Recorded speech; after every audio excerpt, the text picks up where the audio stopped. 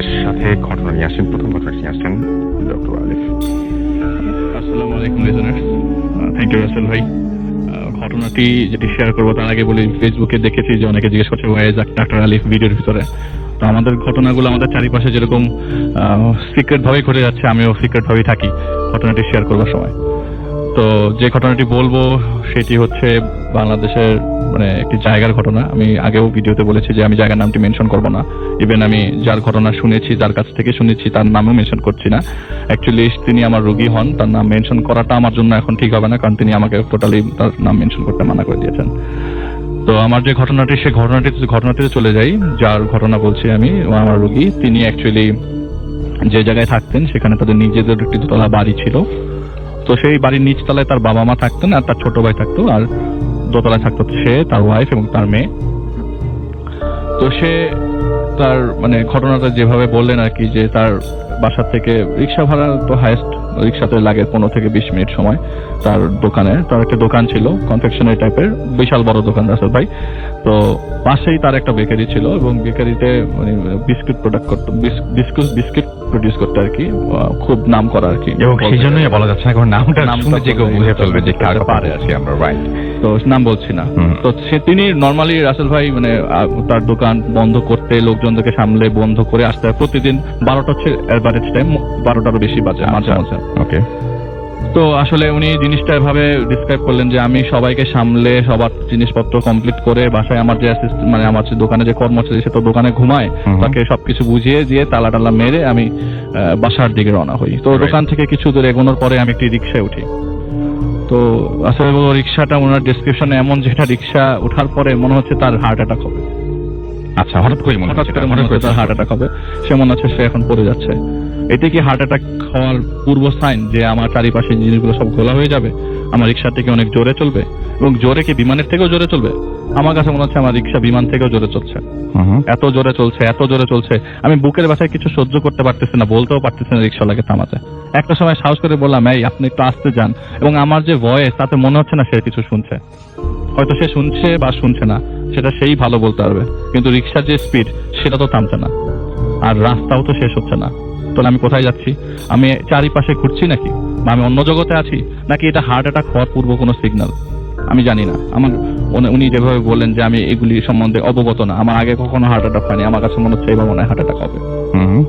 আমার বাসায় যে রিক্সা, উনি যেভাবে বললেন যে হয়তো এটা বিমানের থেকেও বেশি স্পিডে ছিল রিক্সাটা, কিন্তু রিক্সাটা এতক্ষণ লাগার কথা না। আমার বাসায় যদি রিক্সা নর্মাল স্পিড মেনটেন করে তাহলে তো 10 মিনিটে বাসায় পৌঁছে যাওয়ার কথা। এই স্পিডে থাকলে তো আমার 1 সেকেন্ড থাকে বাসায় পৌঁছে যাওয়ার কথা। বলে আমি এতক্ষণ ধরে ঘুরছি কেন? আমি যখন রিক্সা থেকে নামলাম, আমি আমার বাড়ি দেখতে পাচ্ছি, 200 গজ সামনে আমার বাসা। এবং আমি যখন রিক্সা থেকে নামলাম, খুব আরাম করে নামলাম, কিন্তু নামার পর আমি আর হাঁটতে পারছি না। আমার কাছে মনে হচ্ছে আমার সারা শরীর কেউ সিমেন্ট দিয়ে আটকে দিয়েছে, আমি মাথাটাই খালি খুলে আছে, আমি মুভ করতে পারছি না পুরো বডি। আমি রিক্সাওয়ালাকে ভাড়া দিব কিভাবে? হাতও তো আগাতে পারছি না। রিক্সাওয়ালাও রিক্সাওয়ালার জায়গায় দাঁড়িয়ে আছে, সে ভাড়াও চাচ্ছে না এবং নড়ছেও না। আমি কোথায় দাঁড়িয়ে আছি তাহলে? ওইটা কি আমার বাসা? আচ্ছা, এটা কি আমার বাসা হতে পারে? আমি মুভ করতে পারছি না কেন? কিছুক্ষণ পর আমি যখন আমার এই অবশ বডি, অবশ শরীর নিয়ে দাঁড়িয়ে আছি, আমি দেখতে পাই আমার বাড়ির সামনে থেকে, মানে আমি রাসেল ভাই সরি, আমি অ্যাকচুয়ালি ওনার ভিতরেই ঢুকে গেছি মনে হচ্ছে। আমি বলি, উনি যেভাবে দেখতে পান যে ওনার বাসা থেকে একটি মানুষ মাথার মধ্যে দিয়ে কফিন নিয়ে যাচ্ছে। তো কফিন নিয়ে যাচ্ছে ভালো কথা, একসাথে 3টা কফিন বাসার থেকে বের হলো, আমার সামনে দিয়ে হেঁটে হেঁটে নিজের বাসা থেকে 3টা কফিন বেরোচ্ছে, ওনার ওই সময় পা চলছে না, উনি দাঁড়িয়ে আছেন হতভম্ব হয়ে। 200 গজ খুব বেশি দূর না রাস্তা, রাইট? আমি ক্লিয়ারলি দেখতে পাবো আপনাকে 200 গজ থেকে, 100%। তো বাসার থেকে বেরোচ্ছে।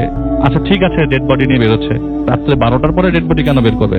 কেউ মারা গেল রাতে 12টার দিকে, আমরা ডেড বডি বের করবো না। তো ডেড বডিটা বেরোচ্ছে, আমি একজন লোককে দেখতে পাই, সে এক হাতে 2 হাত দিয়ে কফিনটা নিয়ে বেরোচ্ছে। একজন মানুষ, যেখানে 4 জন মানুষ লাগে ডেড বডি নিতে, এরকম করে পিছনে আরো 2 জন মানুষ ডেড বডি নিয়ে বেরোচ্ছে, কফিন নিয়ে বেরোচ্ছে। আর কফিনের ভিতরে কি আছে রাস্তার পাশে সেটা সে জানে না। কফিন নিয়ে বেরোচ্ছে, কফিনের সাইজ সবাই বুঝতে পারবে যেটা একটা কফিন। আচ্ছা, আপনি কি করবেন? আপনি দাঁড়ালে উল্টা ভোদর দিবেন, হয়তো অজ্ঞান হয়ে পড়ে যাবেন। সে তো মুভি করতে পারছে না, তার তো সারা শরীর নড়ছে না। আজানটা দেয় রাসেল ভাই, ফজরের আজান দেওয়ার সাথে সাথে তার বডি একদম চাঙ্গা হয়ে যায়। আচ্ছা, তার বডি আরাম করে মুভ করছে বাসা, তখন কোনো সমস্যা নাই। তো সে দেখলো আমার বাসা থেকে 3 জন লাশ বেরোচ্ছে, ডেড বডি, মানে 3 জন কফিন নিয়ে বেরোচ্ছে, কোন একটা বিপদ হয়েছে, সে দৌড়ে বাসায় যায়। তো তার বাবা খুব নামাজি একজন মানুষ ছিলেন, উনি হাজী সাহেব ছিলেন, এলাকার খুব গণ্যমান্য ব্যক্তি এবং তাকে সবাই খুব সম্মান করত। হুম। যে কোনো সম্মান, একটা ছেলে যদি এক্সাম দিতে যায় ওইখানকার লোকজন অনেক আগে ঘটনা বলছি, এই পরীক্ষা দিবে বাচ্চা বাবার কাছে নিয়ে আসে, বাবা একটু দোয়া পড়ে দিল, তাদের কাছে মনে হয় যে যাক উনি একটা মুরব্বী মানুষ দোয়া পড়ে দিছে, ওনার দোয়াটা হয়তো কবুল হতে পারে, এরকম চিন্তা করে অনেক মানুষই তার কাছে আসে। তো বাবাকে নক করে দেখে বাবা তো ঠিকই 2টার দিকে আগে উঠে যায় সবসময়। বাবা ওনাকে রিসিভ করে বলে কি অবস্থা, তো উনি কিছু বলে না। উনি উপরে যায়, উপরে যেয়ে দেখে যে ওনার ফ্যামিলি সুরক্ষিত, কোনো সমস্যা হয়নি। পরের দিন সকালবেলা সে বাবার পায়ে ধরে বসে পড়ে, বাবা আমি রাতের বেলা এসব জিনিস দেখছি। তো আব্বা বলে তুই কি বলতেছিস, ক্লিয়ার করে বল। তো সে পুরো ঘটনা ক্লিয়ার করে বললো। তোর বাবা তার সামনে বলে এই তুই কি বলছিস, আমি তোর কথা কিছুই বুঝতেছি না। তার মানে উনি যে ভাষায় কথা বলছেন সেটা বোধগম্য হচ্ছে না তার নিজের ভেতর বাবার। ভেতর করে কি বলতেছিস, আমি তোর কথা কিছুই বুঝছি না, ক্লিয়ার করে বল যে তুই কি দেখছিস। সে খালি অতটুকু শুরু থেকে বলছে আমি দেখছি এরকম। তখন তার বাবা কি করলো, ওনাকে একটি দোয়া পরে পানি খাওয়া দিল এবং কিছুক্ষণ পর তার ভয়েস খুব নর্মাল হয়েছে এবং সে পুরো ঘটনাটি শেয়ার করে তার বাবার সাথে। তোর বাবা তাকে একটা ইনস্ট্রাকশন দিয়ে, আচ্ছা ঠিক আছে এই পানিটা প্রতিদিন বাসার মধ্যে ছড়ায় ছিটায় রাখিস, দেখা যাক কি হয়। তো এর মধ্যে কিছু জিনিস মানে কিছুদিন তার কোনো সমস্যা হয় নাই রাসেল ভাই। আচ্ছা, কোনো সমস্যা না হতে সে মনে করে যাক এখন তো এটা হয়তো বা কোনো ধরনের একটা হ্যালুসিনেশন অথবা আমার শরীর মনে হয় খুব খারাপ, ডাক্তারের কাছে যাই। ডাক্তারের কাছে গেছে, ডাক্তার বলে আপনি you are perfectly all right, আপনার কোনো সমস্যা হয় কোনো শারীরিক কোনো কোনো সমস্যাই নাই। এখন যেমন রাসেল ভাই আপনি যে কাউকে দেখলেই মনে করেন ইসিজি তো প্রেসক্রিপশনের নরমাল ব্যাপার, তখন ইসিজি চিন্তা করা মানে হার্টে সমস্যা, কিন্তু এরকম কোনো কিছু না, ডাক্তার পারফেক্টলি অল রাইট, সামান্য একটু ওষুধ বড়ি দিয়ে দেয় আর কি। তার 1 থেকে 1.5 মাস পর তিনি আবারও তার দোকান বন্ধ করে আবারও বাসার দিকে রওনা হন। কিন্তু যেদিন ঘটনা সেদিন কিন্তু ওদিনের মতো আর রিক্সার কোনো ঝামেলা হয়নি, সে বাসায় নর্মালি চলে আসে। বাসার কাছে আসতে সে থমকে দাঁড়ায় এবং আস্তে আস্তে গুটি গুটি পায়ে এগিয়ে একে একে 5টি লাশ আবারও একজন নিয়ে বের হয় এবং তার লিডার একজন থাকে, তার চেহারাটাই সে ক্লিয়ারলি দেখতে পারে, বাকিদের চেহারা সে দেখতে পারে না। আমি রাসেল ভাই আমি নিজেই মনে হচ্ছে যে আমি লোকটা হয়ে গেছি যে আসলে আমার সামনে থেকে এরকম 5 জন লাশ বেরোচ্ছে। তখন সে নিজে নিজে মনে মনে চিন্তা করতে থাকে আমার আব্বা, আমার আম্মা, আমার ভাই, আমার ওয়াইফ, আমার বাচ্চা, 5 জন। আমি মনে দেখি যে 5 জন কি কোনো সমস্যা হচ্ছে আসলে আমি এরকম দেখছি কেন, আমি কেন দেখবো এরকম। হঠাৎ করে তারা বের হয়ে যায় আর ফজরের আজান দেয় রাসেল ভাই এবং সে ফজর পর্যন্ত ওই জায়গায় দাঁড়িয়ে থাকে এবং এরা ফজর পর্যন্ত লাশটা আস্তে আস্তে নিতে থাকে। তার মানে আপনি একবার দেখেন আপনাকে রিক্সা দিয়ে এত জোরে নিয়ে আসছে, আবার আপনার সামনে টাইমটাকে পুরো থমকে দেয়, তার সামনে টাইমটা যেন তার কাছে একটা সামান্য বস্তু, একবার জোরে চলে একবার আস্তে চলে। তো সে বাসায় যে দরজা নক করে আবারও দেখে কন্ডিশনটা, তার বাসায় তার বাবাকে আবারও নক করে দেখে বাবা ইজ পারফেক্টলি অলরাইট এবং বাবাও খুব হতভম্ব হয় যে আমার ছেলে প্রতিদিন কেন ফজরের সময় আমাকে নক করে, এই আগে একবার করলো আজকে আবার করলো। তো বাসায় যে সে দেখে তার ওয়াইফ এবং বাচ্চা দুজনেই সুরক্ষিত, কোনো সমস্যা হয় না। কিন্তু ঘটনাটি ঘটে পরের দিন ছাদের বেলা তার ওয়াইফ তার মেয়েকে নিয়ে কাপড় রোদ দিতে যাওয়ার পরে তার বাচ্চাটা ছাদ থেকে পড়ে যায় একা একা পড়ে যায় এবং একটি নিচে যে রডের উপরে পড়বার কারণে তার পাটা পুরো থেতলে যায়, ডান পাটা। আচ্ছা, ডান পাটা থেতলে যাওয়ার পর ডক্টর হসপিটালে নিয়ে যাওয়ার পরে ওনার মেয়েটার ডান পাটা কেটে ফেলে। তো ডান পাটা কেটে ফেলার কারণে সে জিনিসটা তার বাবাকে আবারও বলতে যায় যে বাবা আমি তো হসপিটালে, মেয়েটা তো তখন হসপিটালে, তো বাবার পায়ে ধরে আবারও করে আবার এই ঘটনা, তার বাবা আবারও একই কোয়েশ্চেন বলে তোর কথা আমি কিছুই বুঝতেছি না। তার মানে উনি যখন প্রতিবারই ভয় পান, ভয় পাওয়ার পরে ঘটনা যখন শেয়ার করতে যায় তখন উনি এমন কোন একটা ভাষা বলেন যে ভাষাটাতে সে জানে না, সে তার বাবা ধরতে বুঝছে না, তার বাবা ক্যাচ করতে পারে না সে কি বলছে এবং সে নাকি তার বাবার ভাষার মধ্যে সে নাকি আমতা আমতা করে কথা ক্লিয়ারলি বলতে পারে না, মানে পেঁচায় ফেলতেছে এরকম কথা অবস্থা। তখন তার বাবা আবার তাকে নর্মাল করে এবং সে যখন ঘটনা বলে তখন তার বাবা বলে এখন যে অবস্থা, পরিবারের যে অবস্থা, তোর মেয়ের যে অবস্থা, আমি জানি না এই ঘটনা কোথা থেকে করছে, আমি তোকে একজনের কাছে নিয়ে যাব, আমি দেখি সে কি বলে। সেই যখন সেই ডক্টরের মানে সেই যে তার বাবা যার কাছে নিয়ে যায় এবং সেও রেফার্ড, তার বাবাও একজনের কাছ থেকে রেফার্ড, সে যখন ওনার কাছে নিয়ে যাওয়ার পর উনি আবার থমকে যাওয়ার মন কারণ সে কোনো কথা না বলে সেই লোকটির সামনে বসে জিজ্ঞেস করে আপনি কোথা থেকে আসলেন, এই যে প্রতিদিন আমার বাসা থেকে যে কফিন বেরোচ্ছে আপনাকে আমি সেই কফিন নিয়ে বেরোতে দেখি, এই হুজুরকেই দেখেন যে হুজুর কাছে থেকে সমাধান আমার কি আপনি, তার তো ওনার রেগে মাথাটা আগুন হয়ে গেছে যে আমি আপনাকে প্রতিদিন দেখি। তখন বলে আপনি শান্ত হয়ে বসেন, আমি আপনার ঘটনাটা জানি, আপনার মেয়ে আজকে হসপিটালে ভর্তি, হয়তো কোনো কারণে আপনি হয়তো দায়ী কিভাবে আমি জানি না, এগুলি উপরের তালার খেলা, হয়তো দায়ী আপনাকে আমি একটা উপদেশ দেই, কখনো 5 ওয়াক্ত নামাজকে ইগনোর করবেন না, 5 ওয়াক্ত নামাজ জামাত সহিত পড়বেন, আপনি দেখবেন আপনি সুখে আছেন, হয়তো কষ্ট হবে কিন্তু আপনি সুখে থাকবেন। এটা হচ্ছে আমার অ্যাডভাইস, আজকে থেকে আপনাকে আমি লিখে দিলাম, এই কাগজটা নেন, আপনি যেদিন এক ওয়াক্ত নামাজ মিস হবে আপনি দেখবেন এই কাগজটা আপনার বাসা থেকে হারাই গেছে। সে যখন বাসায় যায় তার মনের মধ্যে কি ধরা যায় না, সে 5 ওয়াক্ত নামাজ পড়া শুরু করে জামাতের সহিত। তার ব্যবসা লাটে যাক, তার কথা হচ্ছে আমার ব্যবসা লাটে যাক, কিন্তু আমার নামাজ থাকতে হবে। সে আস্তে আস্তে জিনিসটাকে অ্যাডপ্ট করে নেয় এবং 5 ওয়াক্ত নামাজ পড়তে পড়তে দাড়ি তার অনেক বড় হয়ে যায়। সে একদম নর্মাল নিয়ম অনুযায়ী ইসলামিক ওয়েতে মানে নামাজ পড়া শুরু করতে থাকে এবং একটা সময় প্রায় 8-9 মাস পর সে যখন একদম পারফেক্টলি 5 ওয়াক্ত নামাজ পড়ে হঠাৎ করে এবং এর মাঝখানে কোনো সমস্যা তার হয় না এবং যে আসলে আমার নামাজ পড়লেই জিনিসগুলা শুধু যা হারানোর তার মেয়ে হারাই ফেলছে তার জন্য, সেটা আগের ঘটনা। কিন্তু নামাজ পড়ার পরে নতুন করে কোনো ধরনের কোনো ক্ষতি হয় না। কিন্তু এই মাঝখানে এই ইন্টারভেলের রাস্তা ভাই সে যখন ফজরের নামাজ পড়ে এভরিডে বাসায় ঢুকতো, এই সিঁড়ি কামড়ে সে আতরে গন্ধ পেত প্রায় প্রতিদিন। আচ্ছা, ওকে। কিন্তু যেদিন লাস্ট দিন তো আমাকে যে বলছে যে আমি আমার ঘটনা শেষ করে দিব, আমার ঘটনা এন্ড করে দিব, যে কথাটা বলে সেটা আমি যেদিন লাস্ট দিন বাসায় ঢুকি নামাজ পড়ে, আমি ফজরের নামাজ পড়ে বাসায় যখন আসি আমি দেখি আমার সিঁড়ি কামড়ে অনেকজন জটলা পাকায় রাখছে। মাসুম ভাই আজকে অনেক সুন্দর করে ঘটনা শুনতেছে, আশ্চর্যজনক অবস্থা। 5 জন জটলা পাকায় রাখছে এবং আমি সেই হুজুরকে দেখতে পাচ্ছি। আমি তার সাথে কনভারসেশন করলাম, আমার সাথে তার কথা হলো, কথা হওয়ার মাঝখানে সে আমাকে দোয়া দিয়ে গেল এবং আমার কাছে মনে হলো আতরের মনে হয় পুরো একটা মানে একটা বোতল খুলে দেওয়া হয়েছে ওই জায়গায়, এত সুগন্ধ। কিন্তু আমি ঢোকার সময় একটা কবর দেখতে পেয়ে রাসেল ভাই আমার গেটের সামনে। এই যাওয়ার সময় কিন্তু আমি ফজরের সময় দেখি নাই, আমি ঢোকার সময় তো একটা সময় কথা বলতে বলতে তাদের সাথে তারা যখন সালাম দিয়ে চলে যাবে তখন বললো তুই এখন থেকে অনেক সুখে থাকবি, আর যে কবরটা দেখতেছিস সেটা তোর মেয়ের পায়ের কবর। এই কথা বলে গেছে, অদ্ভুত ব্যাপার। আসলে এটার পরে হয়তো তার কাছে মনে হয় যে না আমার সেটা সে বলতে থাকে যে আমি আর এখানে থাকবো না, আমার পুরো বিজনেস গাট্টু সব পেঁচে আমি অন্য জায়গায় চলে যাবো, কিন্তু এই জায়গায় থাকবো না। তার বাবা মা স্টিল ওই জায়গায় পরে থাকে, এখন তার বাবা মা বেঁচে নাই কিন্তু ওখানেই থেকে যায়, কিন্তু সে ঢাকায় সপরিবারে চলে আসে। এরপরে ঢাকায় সে নতুন করে লাইফ স্টার্ট করে তার মেয়েকে নিয়ে। কিন্তু তার মেয়েটার রাসেল ভাই এখন একই অবস্থা, ডান পাটা তার এরকমই অবস্থায় আছে, কিন্তু তার তো লাইফ যা ঘটার তা ঘটে গেছে এবং মেয়ের বয়স এখন প্রায় 39। নিয়ে আসার জন্য থ্যাংক ইউ রাসেল ভাই, আমাকে আবার অপরচুনিটি দেওয়ার জন্য। তো আমি আমার ঘটনায় চলে যাই। এই ঘটনাটা আমি শুনেছি যখন আমি আমার ফ্রেন্ড রাকিবের সাথে ও আমাদের সেমিস্টার ব্রেকে ওর বাড়িতে গেলাম বরিশালে। তখন রাতের বেলা আড্ডা দেওয়ার সময় ওদের ওখানে একটা দারোয়ান ছিল, তো তার কাছ থেকে এই ঘটনাটা শোনা। তো আমি যার ঘটনাটা বলতে যাচ্ছি ছেলেটার নাম হলো গিয়ে আনিস। আচ্ছা। তো খুব গরিব পরিবারের ছেলে এবং ছোট থাকতেই সে তার বাবাকে হারিয়ে ফেলে এবং তারা এক ভাই এক বোন।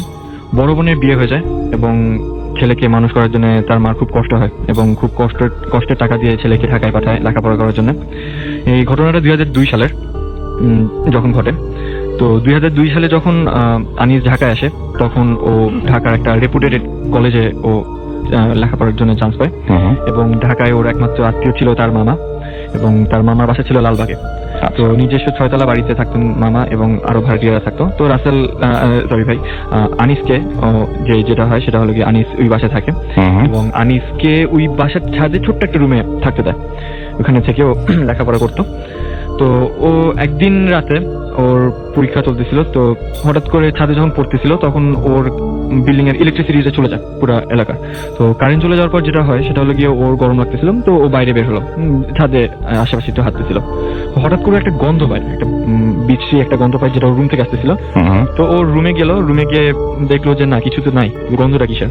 আচ্ছা। তো রুম থেকে বের হয়ে যখন পিছে ফিরলো ও দেখে ওর ছাদের ঠিক কোণারে একটা ছেলে দাঁড়িয়ে আছে এবং উল্টো ভাবে দাঁড়িয়ে আছে, উল্টো ঘুরে। আচ্ছা। তো ও অবাক হয়ে দিল, এই সময় একটা ছেলে আসবে ছাদে, তো কেউ নাই, আসার তো কথা নেই, ওই বিল্ডিং এ তো কোনো ছেলে এমনি তো কোনো ওর বয়সী কোনো ছেলে নেই। রাইট। তো ও ওই কর্নারে গেল এবং ছেলেটার ঘাড়ে যখনই হাত দেয় ও তখনই দেখে ছেলেটা ঘুরে যে পুরা হুবাহু ওর চেহারাই ওই দাঁড়ায় আছে, ও নিজেকেই দেখতেছে যে দাঁড়ায় আছে। আচ্ছা। এইটা দেখে ও ভয় পেয়ে তাড়াতাড়ি দৌড় দিয়ে ওর রুমে চলে যায় এবং রুমে গিয়ে যখন বসে ও অনেক হাঁপাচ্ছিল। এমন সময় বিদ্যুৎ চলে আসে। আসার পর ও প্রথম যে জিনিসটা দেখে সেটা হলো টেবিলের সামনে একটা হাত, একটা কাটা হাত, রক্তাক্ত কাটা হাত। আচ্ছা। এইটা দেখার পর তো ও আরো প্যানিক করা শুরু করে এবং ও কান্নাকাটি শুরু করে, ও দৌড় দিয়ে তাড়াতাড়ি নিচে একতলা ওর মামার কাছে চলে যায়। তো ওর মামার কাছে যখন যায় তখন যাওয়ার সময় ও দেখতেছে ও পুরা শরীরে রক্ত, পুরা হাত পা পুরা শরীর রক্তে ভিজা। তো ও তো ভয় চিল্লাইতে মামার কাছে চলে যায় এবং মামাকে গিয়ে বলে মামা এরকম আমি দেখছি আমার পুরো শরীর রক্তে। তোর মামা বলে যে কই তোমার শরীরে তো আমি কোনো রক্ত দেখতেছি না। তো ও যখন সেকেন্ড টাইম আবার তাকায় তখন দেখে যে কোনো রক্ত নেই, কিন্তু ও ঘামে পুরো ভিজে গেছে তো ওইটাকেই ও মনে করছে যে রক্ত, যেটা ও দেখছিল, বলছে আমি তো দেখলাম রক্ত। পরে ওর মামাকে নিয়ে যখন ছাদে যায়, ছাদে যাওয়ার পর বলে যে আমি তো আমার টেবিলে কাটা হাত দেখেছি। তো বলে যে কই, আমি তো টেবিলে কোনো হাত টাত কিছু দেখতেছি না, তুমি তাহলে ভুল দেখছো। পরে বলছে যে মামা আমার খুব ভয় লাগতেছে, আমি কি করবো? তো ওর মামা বললো যে ঠিক আছে, তোমাকে আমি কালকে একটা হুজুরের কাছে নিয়ে যাবো, তুমি হুজুরের কাছে থেকে দেখো কি হয়। তো পরের দিন সকালবেলা একটা হুজুরের কাছে নিয়ে যায় এবং হুজুর শোনার পর বলে যে আপনি এখন থেকে কোনো ফজরের নামাজ মিস দিবেন না এবং ফজরের নামাজ জামাতে পড়বেন, মসজিদে এসে জামাতে পড়বেন। তো ও বলে আচ্ছা ঠিক আছে। তো তার কথা শুনে প্রথমে কিছু ফজর নামাজ ওর মিস গেলেও পর থেকে ওর কোনো ফজরের নামাজ মিস যায় না। প্রথম কয়েকটা ফজরের নামাজ ওর মিস গেছে, তারপর থেকে কিন্তু আর মিস যায় না। তো এটা এরকম নামাজ পড়ার পর থেকে আর কোনো সমস্যা নেই। 1 মাস 2 মাস গেল, 1 বছর পর ওর ইয়ার ফাইনাল চলতেছিল। ইয়ার ফাইনাল ডেটটা ছিল 30 এপ্রিল, পরের দিন 1 মে। 1 মে তো আমাদের সরকারি বন্ধ, মে দিবস হিসেবে। তো ওই কারণে ও ভাবছে ও সারা রাত পড়বে, ওর একবারে ফজরের নামাজ পড়ে ঘুমাবে। আচ্ছা। তো পড়তে পড়তে ও হঠাৎ করে ঘুম ধরে যায়। তো ভাবলো যে আমি যদি এখন ঘুমা যাই তাহলে আমি ফজরের নামাজ পড়তে পারবো না। তো এই বলে ও রুম থেকে বের হয়ে ভাবলো যে ওয়াশরুম থেকে গিয়ে একটু হাত মুখ ধুয়ে আসুক। তো ধুয়ে যখন আসতে নেয় তখনই ও ফেরত আসার পর দেখে যে ও রুম থেকে একজন একজন করে লোক বের হচ্ছে, বের হয়ে ছাদের ঠিক কোণায় গিয়ে লাফ দিচ্ছে। তো এইটা দেখে একের পর এক। তো এই দেখার পর ও পুরো অবাক হয়ে গেল যে একটার পর একটা মানে লোক যাচ্ছে। এরকম করে দেখলো 6-7 জনের মতো লাফ দিল ওর ছাদ থেকে কোণায়। ও তাড়াতাড়ি দৌড়ায় গিয়ে দেখতে গেল যে এই লোকগুলো কই যাচ্ছে। তখনই পিছন দিয়ে ওর মামা এসে ওকে জড়ায় ধরলো এবং বলে এই তুই কি করছিস, তুই তো এখনই লাফ দিয়ে পড়ে যাবি। তো এইটা শোনার পর বলে মামা আমি তো লাফ দিচ্ছি না, আমি তো দেখলাম 6-7টা লোক এরকম করে লাফ দিল কর্নার এসে, আমি দেখতে যাচ্ছি। বলে আমি তো কাউকে দেখিনি, আমি দেখতেছি তুই রেলিং এর উপর দিকে তুই লাফ দিবি। এবং সেদিনই কোন কারণে জানি ওর মামার ঘুমটা ভাঙে, ওই খুব আর্লি ঘুমটা ভাঙে নামাজের আগে এবং ছাদের সে যায় আনিসকে দেখতে। যদি আমার মনে হয় না রাসেল ভাই যে ওর মামা যদি না থাকতো, আমার মনে হয় না আনিস এরকম কোন একটা সিচুয়েশনে থাকতো আজকে বা বেঁচে থাকতো। তো পরে যেটা হয় সেটা হলো গিয়ে ওর মামা বলছে না এখন আমি তোমাকে আর ছাদে রাখবো না, এটা তোমার জন্য একটা বিপদ, আর এটা খুব তার মামা টেন্স হয়ে যায়। তো সাথে সাথে ওর মামা ওকে নিয়ে নিচে নিয়ে রাখে এবং তাদের মামাদের সাথে থাকা শুরু করে। তো পরের দিন তারা নতুন ভাড়াটিয়া খুঁজে এখানে একটা ছেলেকে তারা ভাড়া দিয়ে দেয় যে ওই ছেলেটা এখানে থাকুক, তুমি আমাদের সাথে নিচে থাকো। তো এরকম করে 2-3 মাস পেরিয়ে গেল। একদিন ঠিক 3 থেকে 3.5 মাস পর একদিন ওই আনিস যাচ্ছিল ওর কলেজে। তো এমন সময় নিচে গিয়ে দেখে চিল্লাচিল্লি এবং পুরো ভিড়। কেন ভিড়, কেন মানুষজন দেখি জড়ো হয়ে আছে। ও গিয়ে দেখে একটা ছেলে উপর হয়ে পড়ে আছে, উপর হয়ে, এবং পড়ে আছে হলো কি আপনার গুড়া গুড়া ইটের যে একটা স্তূপ থাকে ওই ইটের উপরে। তো ও তখন মানুষজন বলতেছে যে ছেলেটা ছাদ থেকে লাফ দিয়ে আত্মহত্যা করছে।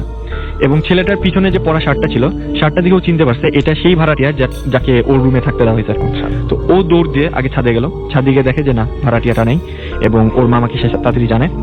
মামাকে নিয়ে যখন নিচে যায় রাসেল ভাই, যাওয়ার পর স্বাভাবিক একটা ইটের গুঁড়া স্তূপের উপরে পড়লে একটা লাশ ছেলেটা পুরো থেতলিয়ে যাবে এবং খুবই স্বাভাবিক। তো যখনই ও লাশটাকে উল্টায়, রাসেল ভাই ও যেটা দেখছে এবং এটা যদি আমরা কেউ দেখতাম স্বাভাবিক আমরা ওই সিচুয়েশনে থাকতাম না। ও লাশটা উল্টিয়ে দেখে যে ও লাশ হয়ে শুয়ে আছে এবং চেহারাটা ওর নিজেই। আচ্ছা, ও নিজেই দেখতেছে যে ও নিজে লাশ হয়ে শুয়ে আছে এবং পুরা সামনে কোনো একটা দাগও নেই যে একটা ইটের উপরে পড়ে যে আত্মহত্যা করছে বা এরকম কিছু লাভ দিয়ে পড়ছে, কোনো একটা রক্ত নেই, কোনো একটা দাগ নেই। এইটা দেখার পর থেকে কিন্তু অথচ ওর মামা কিন্তু দেখছে যে ভাড়াটিয়াটা লাশ পড়ে আছে, কিন্তু ও দেখতেছে ও নিজেকে শুয়ে আছে লাশ হিসাবে। এইটা দেখার পর থেকে রাসেল ভাই আনিসের মানসিকভাবে ও পুরো ভেঙে পড়ে এবং মানসিকভাবে একটু অনেকটা আনস্টেবল হয়ে যায়। তো এটার পর থেকে অনেক ট্রিটমেন্ট করানো হয়, যেটা কোনো লেখাপড়া থেকে বিচ্ছিন্ন হয়ে যায় এবং ট্রিটমেন্টের পরেও ওর কোনো এটা সলিউশন হয়নি। এবং ওই ঘটনার 6 থেকে 7 মাস পর একটা সড়ক দুর্ঘটনায় সড়ক দুর্ঘটনা হয় ওর, ওইটাতে ওর ডান হাতটা কেটে ফেলে। আচ্ছা ডক্টর, তো এটার সাথে তখন হুজুরকে যখন উনি মানে মিলিয়ে ফেলেন এটাই কি সেই ডান হাত যেটা আমি দেখলাম আমার নিজের হাত বা এরকম কিছু। তো এটার পর থেকে রাসেল ভাই আনিসও একদম পুরো বলতে পারেন পাগলের মতোই হয়ে গেছে এবং এই ছিল রাসেল ভাই ওর ঘটনা এবং এটা ছিল আমার। ওকে, অনেক ধন্যবাদ আপনাকে আপনার ঘটনার জন্য। ওকে সৌম্য, আমি চলে যাই আপনার ঘটনায়। ঘটনার শুরুটা হচ্ছে 2012-এ। এটা হচ্ছে আমার লাইফে সবচেয়ে যে ঘটনাটা সবচেয়ে বেশি ইম্প্যাক্ট ফেলে, এটা হচ্ছে সেই ঘটনাটা। তো দেখা যায় অ্যাজ এ স্টুডেন্ট রাতের দিকে একটু লেখাপড়া করা হয়, সেজন্য একটু ঘুমোতে লেট হয়। ওই দিনও ঠিক এরকমই ছিল, ঘুমোতে ঘুমোতে প্রায় 2:20 মতো বাজে। তো সেদিন আবার সারাদিন হচ্ছে আমার কাজিনের বিয়ে ছিল, সেটা নিয়ে একটু জাস্ট টায়ার্ড ছিলাম। তো শুয়ে পড়ার সাথে সাথেই ঘুম চলে আসে। তো কিছুক্ষণ প্রায় ঘুম চলেই আসে, শোয়ার সাথে সাথে ঘুমিয়ে পড়ি। তো সাডেনলি ঘুমের মধ্যে আমাদের যেটা হয় সেটা হচ্ছে এই দিক থেকে ওদিকে ফেরার সময় হতে একটু আবছা কিছু দেখা, ওভাবেই করে আমি বাম কাত থেকে ডান কাত যখন হই, আমার চোখ যায় হচ্ছে আমার স্টাডি টেবিলটার দিকে। স্টাডি টেবিলটার দিকে যায়, ওখানে পাশেই আমার চেয়ার ছিল। আমার কেন জানি মনে হলো যে কেউ মনে হয় ওখানে বসে আছে। আমি ফিরে তাকাই, ওখানে ফিরে তাকানোর পরে যেটা দেখি সেটা হচ্ছে না, ওখানে কেউ নাই। আমি মানে পুরোপুরি ডান কাত হয়ে যখন শুই, মানে আমি দেখে আমি just আর নাড়াচাড়া করতে পারি না। যে অবস্থাটা হচ্ছে এরকম যে আমি যেখানে শুয়ে আছি, মানে আমি ফ্লোরে ম্যাট্রেস বিছানো, তো আমি শুয়ে আছি, তার প্রায় আমার ম্যাট্রেস থেকে 1 হাত দূরে এটা জিন বললে ঠিক হবে অথবা অন্য কিছু, আমি এক্স্যাক্টলি জানি না কি হবে। তো ওই জিনিসটা হচ্ছে মানে আমরা নামাজ, মুসলিম যারা আছি, নামাজ পড়া থেকে আমরা সেজদা দিয়ে যখন উঠি, যখন আমরা বসি, যেটা ওভাবেই বসে আছে, পুরা কালো একটা শেপ। আচ্ছা, চেহারাটা দেখতে পাচ্ছি। চেহারাটা যদি ইমাজিন করার থাকে তাহলে ইমাজিন করতে হবে এভাবে যে আমরা সাধারণ একটা মানুষ যদি মানে চামড়া, মুখের চামড়াটা ছিঁড়ে নেওয়া হয়, এন্ড সেই চামড়ার ভিতরের যে মাংসটা সেটা যদি পচন ধরে, সেরকম চেহারা সে বসে আছে। তো আমি ওনাকে দেখার পরে আমি আর নড়তে পারতেছি না, আমার পুরো শরীর আমার ভার হয়ে গেছে, বুঝতেই পারতেছি। তো উনি আমাকে সালাম দিল। সালাম দেওয়ার পরে উনি হচ্ছে এমন একটা অবস্থা, উনি আমাকে কিছু ঘটনা বলতেছেন, আমি সেটা শুনতেছি। ফার্স্টে বললেন মানে জিনিসটা বলতে, আমি যেটা দেখা শুরু করতেছি, আমি আমাকেই দেখতেছি। আচ্ছা, আমি দেখি দ্যাট হচ্ছে আমি আমার বাসায় হচ্ছে মানে ছোট একটা, মানে এটা আমার এক্স্যাক্টলি মনে নেই, অনেক আগের ঘটনা হচ্ছে, বিড়াল অথবা একটা খরগোশ বাচ্চা আমি নিয়ে আসি। তো উনি যেটা বলতেছে যে সেটা হচ্ছে মানে জিনিসটা অ্যাকচুয়ালি কোনো বিড়াল বা খরগোশ ছিল না, ওটা ছিল হচ্ছে মানে কোনো একটা খারাপ জিন অথবা মানে পৈশাচিক টাইপের কিছু একটা। তো আমি কথাটা শুনে আমি ভয় পেয়ে যাই। মানে উনি এটাও বলছিল যে ওই জিনিসটার কারণে আমার অনেক ক্ষতি হচ্ছে। আচ্ছা, আমি এটা আমার মাকে জানাতে চাই, কারণ ওই সময় মানে আমি ওই সিচুয়েশনটার মধ্যে আমি, আমার মা, ওই মানে ওই জিনিসটা যেটা জিন বা কিছু, আর হচ্ছে ওই বিড়ালটা, এই 4টা জিনিসই আমার সামনে, আমি আর অন্য কিছু দেখতে পাচ্ছি না। তাই মাকে জানাতে চাই যে মা, এই জিনিসটা আমি যে আনছি এটা তো আমার অনেক সমস্যা করতেছে, তো এটা তো ভালো না, এটা খারাপ কিছু। তো এটা যখন হয় তখন আমি রুম থেকে মানে আমি দেখতেছি যে আমি ওই জিনিসটা নিয়ে মাকে বলার জন্য যাচ্ছি। মা হচ্ছে ডাইনিং টেবিলে বসা। আচ্ছা, আমি মার কাছে গেলাম, যে বললাম মা, আমি যে এটা আনছি এটা তো অনেক ক্ষতি করবে আমার, এটা তো আসলে ভালো কিছু। সাডেনলি ওই জিনিসটা আমার মুখের দিকে তাকায় একটা স্মাইল দিয়ে বলতেছে যে তুই কি ভাবছিস আমি তোর মা? আমার এবং আপনার চোখের সামনে ঘটলো, রাইট? চোখের সামনে। কিভাবে দেখছেন জিনিসটা একটু কমপ্লিকেটেড, তো জিনিসটা একটু যদি বুঝিয়ে বলতেন যে আপনার সামনেই দেখছেন আপনি আবার তার সাথে একটা কনভারসেশনে, রাইট? হ্যাঁ, জিনিসটা কনভারসেশন, আমি আলটিমেটলি আমি শুয়েই আছি, মানে আমার পাশে যে জিনিসটা বসে আছে ওই যে সেজদার ওভাবে, সে যেটা বলতেছে আমি সেটা ভিজুয়ালাইজ করতেছি এমন ভাবে যে আমি আমার নিজের চোখের সামনেই দেখতেছি। একদম একদম সেটাই। তো তারপরে সাডেনলি আমার চোখ যায় হচ্ছে মানে আমার মানে বাসার এটা হচ্ছে যে ডাইনিং টেবিল থেকে তাকালে আমার হাতের বাম দিকে হচ্ছে আমার মা বাবার রুম। আমি দেখি যে সেখানে আমার মা বসে আছে। আমি যাওয়ার চেষ্টা করে আমি দেখি যে আমি মার কাছে কোনোভাবে পৌঁছাতে পারতেছি না। আচ্ছা, তো একটা মোমেন্টে আমি মানে খুব করে দেখি, আমি উঠে গেছি, আমি যে বিছানায় শোয়া ছিলাম সেখান থেকে উঠে গেছি। উঠে গিয়ে আমি রুমের দরজা খুললাম, খুলে মানে আমি একটু স্বস্তি পেয়ে আমি দেখি যে আমার মা আসছে। আমি সেই ভয়ের অবস্থায় আমি মাকে বলে যে মানে আমি বলতে যাবো যে মা, তখনই আমি দেখি যে মানে সবকিছু আমার মার, বাট চেহারাটা হচ্ছে সেই বিড়ালটা বা সেই প্রাণীটার যেটা আমি বাসায় নিয়ে আসছিলাম। তো এটা যখন দেখি তখন অলমোস্ট আমি প্রচুর ঘামাচ্ছি, আমি ফিল করতেছি আমার ঘামগুলো যে আমার কপাল দিয়ে বেয়ে যে পড়তেছে। জিনিসটা হচ্ছে এমন যে হয়তো যদি আমি স্বপ্ন দেখতাম, আমাদের এমন হয় যে আমরা স্বপ্নের মধ্যে আমরা ফিল করতে পারি না যে আমাদের বডিতে কি হচ্ছে। আমি ফিল করতেছিলাম যে আমার ঘামগুলো বেয়ে পড়তেছে, আমি আর থাকতে না পেরে প্রায় ধস্তাধস্তির মতো একটা অবস্থা। তো ওই সময়টা আমার মানে বাম পায়ে লাথি গিয়ে পড়ে হচ্ছে আমার বুক সেলফে, যেটা আমার বিছানার বাম দিকে ছিল। তো সেই অনেক জোরে লাথি লাগা গেল, সেটা এসে আমার গায়ের উপরে পড়ে। আর আমি লাফ দিয়ে উঠে গিয়ে আমি আমার রুমের লাইট জ্বালাই, রুম থেকে বের হয়ে আমি আমার ভাইয়ের রুমে চলে যাই। ওকে, এইটা ঘটনাটা অ্যাকচুয়ালি শেষ না, এখান থেকে হচ্ছে ঘটনাটা শুরু অ্যাকচুয়ালি। আচ্ছা, তো এই ঘটনার প্রায় সপ্তাহখানেক পরে আমাদের ফ্যামিলির পরিচিত একজন হুজুর, মাকে বলি মানে 2-3 দিন কাউকে বলি না, ওই সময়গুলোতে এমন অবস্থা ছিল যে আমি চোখ বন্ধ করলে ওই চেহারাটা আমার সামনে দেখতে পাচ্ছিলাম। তো ওটাকে প্রায় 5-6 দিন পরে আমি মাকে বলি যে মা, এরকম ঘটনা তো ছিল ওই দিন, সেজন্য আমি তো শুচ্ছি না ওই রুমে, তো মা হচ্ছে আমাদের ফ্যামিলির পরিচিত একজন হুজুরের সাথে কথাবার্তা বলেন, উনি আমাদের বাসায় আসেন। উনি ওনাকে ঘটনাগুলো আগে বলার কারণে উনি আমার জন্য একটা তাবিজ নিয়ে আসেন, যেটা উনি মানে প্রথমে উনি বলে ফেলেন যে তুমি এটা ডান হাতে বাজুতে পড়বা। আচ্ছা, এই ঘটনার এই কথাটার পরে মা বলেন যে হুজুর আপনি একটু কষ্ট করে রুমটাতে একটু যদি দেখে আসতেন তাহলে ভালো হতো। হুজুর উঠে আমার রুমটার 4টা কোণায় 4বার ঘুরে আসেন। ঘুরে আসার পর উনি সাডেনলি আমাকে বলেন যে আচ্ছা বাবা, তোমার জন্য ওই যে তাবিজটা আনছিলাম ওটা তুমি হাতে না পরে গলায় পরবা। আচ্ছা, আমি হুজুরকে জিজ্ঞেস করেছি হুজুর কি কিছু, নর্মালি নিয়মটা হচ্ছে যে ওনারা এগুলো মানে ডিসক্লোজ করেন না, ওটা ওভাবেই চলতে থাকে, তারপর প্রায় 5-6 মাস চলে যায়। তো ওর মধ্যে আমি কিছু ফিল করি না, বাট তার মধ্যে কিছু ঘটনা হয়। সেটা হচ্ছে আমি আমার কিছু ফ্রেন্ডের সাথে মিশি এন্ড মানে এমন কিছু জিনিসের মানে জড়ায় যায় যেগুলো অ্যাকচুয়ালি ঠিক না। আমাদের জেনারেশন এই জিনিসগুলোকে কেউ হয়তো কুলনেস মনে করলে জিনিসটা কুল না অ্যাকচুয়ালি। ওইরকম কিছু জিনিসের সাথে আমি জড়ায়, আমার ফ্যামিলিতে কিছু প্রবলেম হয়। সবচেয়ে বড় কথাটা হচ্ছে দ্যাট ওইসব সিচুয়েশন থেকে আমার মা মানে উনি মেইনলি আমাকে জিনিসগুলো রিয়েলাইজ করান দেন, মানে তখন আমি গিল্টটা আসে যে আসলে আমি ওইসব জায়গা থেকে ফেরত আসি। এইটা হচ্ছে ঘটনাটা এমন দ্যাট এই সিচুয়েশনটা আমি আমার অন্য একজনকে যখন শেয়ার করতেছিলাম, মানে সাডেনলি কথার প্রেক্ষিতে আমি ঘটনাটা বলে যে ঘটনাটা আমার সাথে ওদিন রাত্রেবেলা হয় ভূতের, তো আমি এই ঘটনাটা বলতে সাডেনলি আমার মাথায় জিনিসটা ক্লিক করে। আচ্ছা, তাহলে ওই যেই জিনিসটা আমার পাশে ছিল, যে বলতেছিল যে তুমি এরকম কিছু নিয়ে আসছো যেটা অ্যাকচুয়ালি ঠিক হচ্ছে না, মানে খারাপ কিছু, তো তাহলে ওটা কি আমার জন্য মানে একটা সাবধান বাণী ছিল এরকম টাইপ কিছু? আর যদি মানে ভালো কিছুর জন্য নিষেধ করার কথা, তাহলে কেন আমি এরকম খারাপ চেহারা দেখলাম যেটা দেখে আমি এত বেশি ভয় পেয়ে যাই? এটাই, তারপর আর তেমন কোনো ঘটনা হয়নি আপাতত। এই রাসেল ভাই, এটাই ঘটনা। Thank you very much. আমরা যাব আমাদের দ্বিতীয় অতিথির কাছে, এবং দ্বিতীয় অতিথির কাছে আমি প্রথমেই একটা আপনার নামটা একটু প্লিজ সবাইকে বলবেন।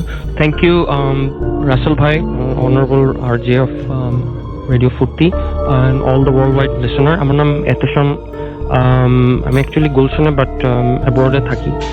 অলরাইট, তো এখন আমরা এতেশাম ভাই এর আগেও এসেছিলেন, আমরা আবারও নিয়ে এসেছি।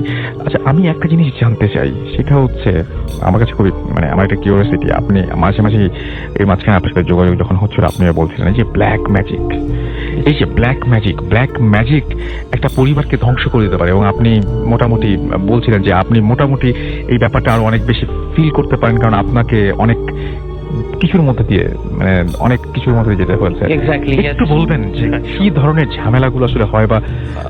হ্যাঁ, sure, definitely, thank you listener. তো অ্যাকচুয়ালি যেই প্রবলেমগুলো আমি ফেস করি সেটা হচ্ছে গিয়ে যে ইটস লাইক আপনার একটা ডে ড্রিমের মতন। ফর এক্সাম্পল, বিশেষ করে কিছু আপনাদের যেমন কিছু এপিসোড ছিল যে স্বপ্ন এপিসোড, এগুলো তো ভিজুয়াল ব্যাপারগুলো, যে কিছু ঘটনা এমন হচ্ছে যে ফর এক্সাম্পল যে আপনি একটা নিউক্লিয়ার রিঅ্যাক্টর যদি বার্স্ট করে, ধরে নেন যে খুব বড় ধরনের একটা দুর্যোগ, প্রাকৃতিক দুর্যোগ হলো, সেটার কারণে ধরেন যে একটা ডমিনো এফেক্ট বা একটা আগুনের গোলা ছুটে যাচ্ছে, এন্ড এরকম কিছু ঘটনা যে লেটস আপনি প্লেনে কিছু যাত্রী আছে এন্ড আপনি একা এলোন একটা সিট, কিন্তু আপনার সাথে আপনার দেখা গেল যে কোনো একটা সোলমেট আমার সাথে আছে, এখন যেতে পারবে একজন।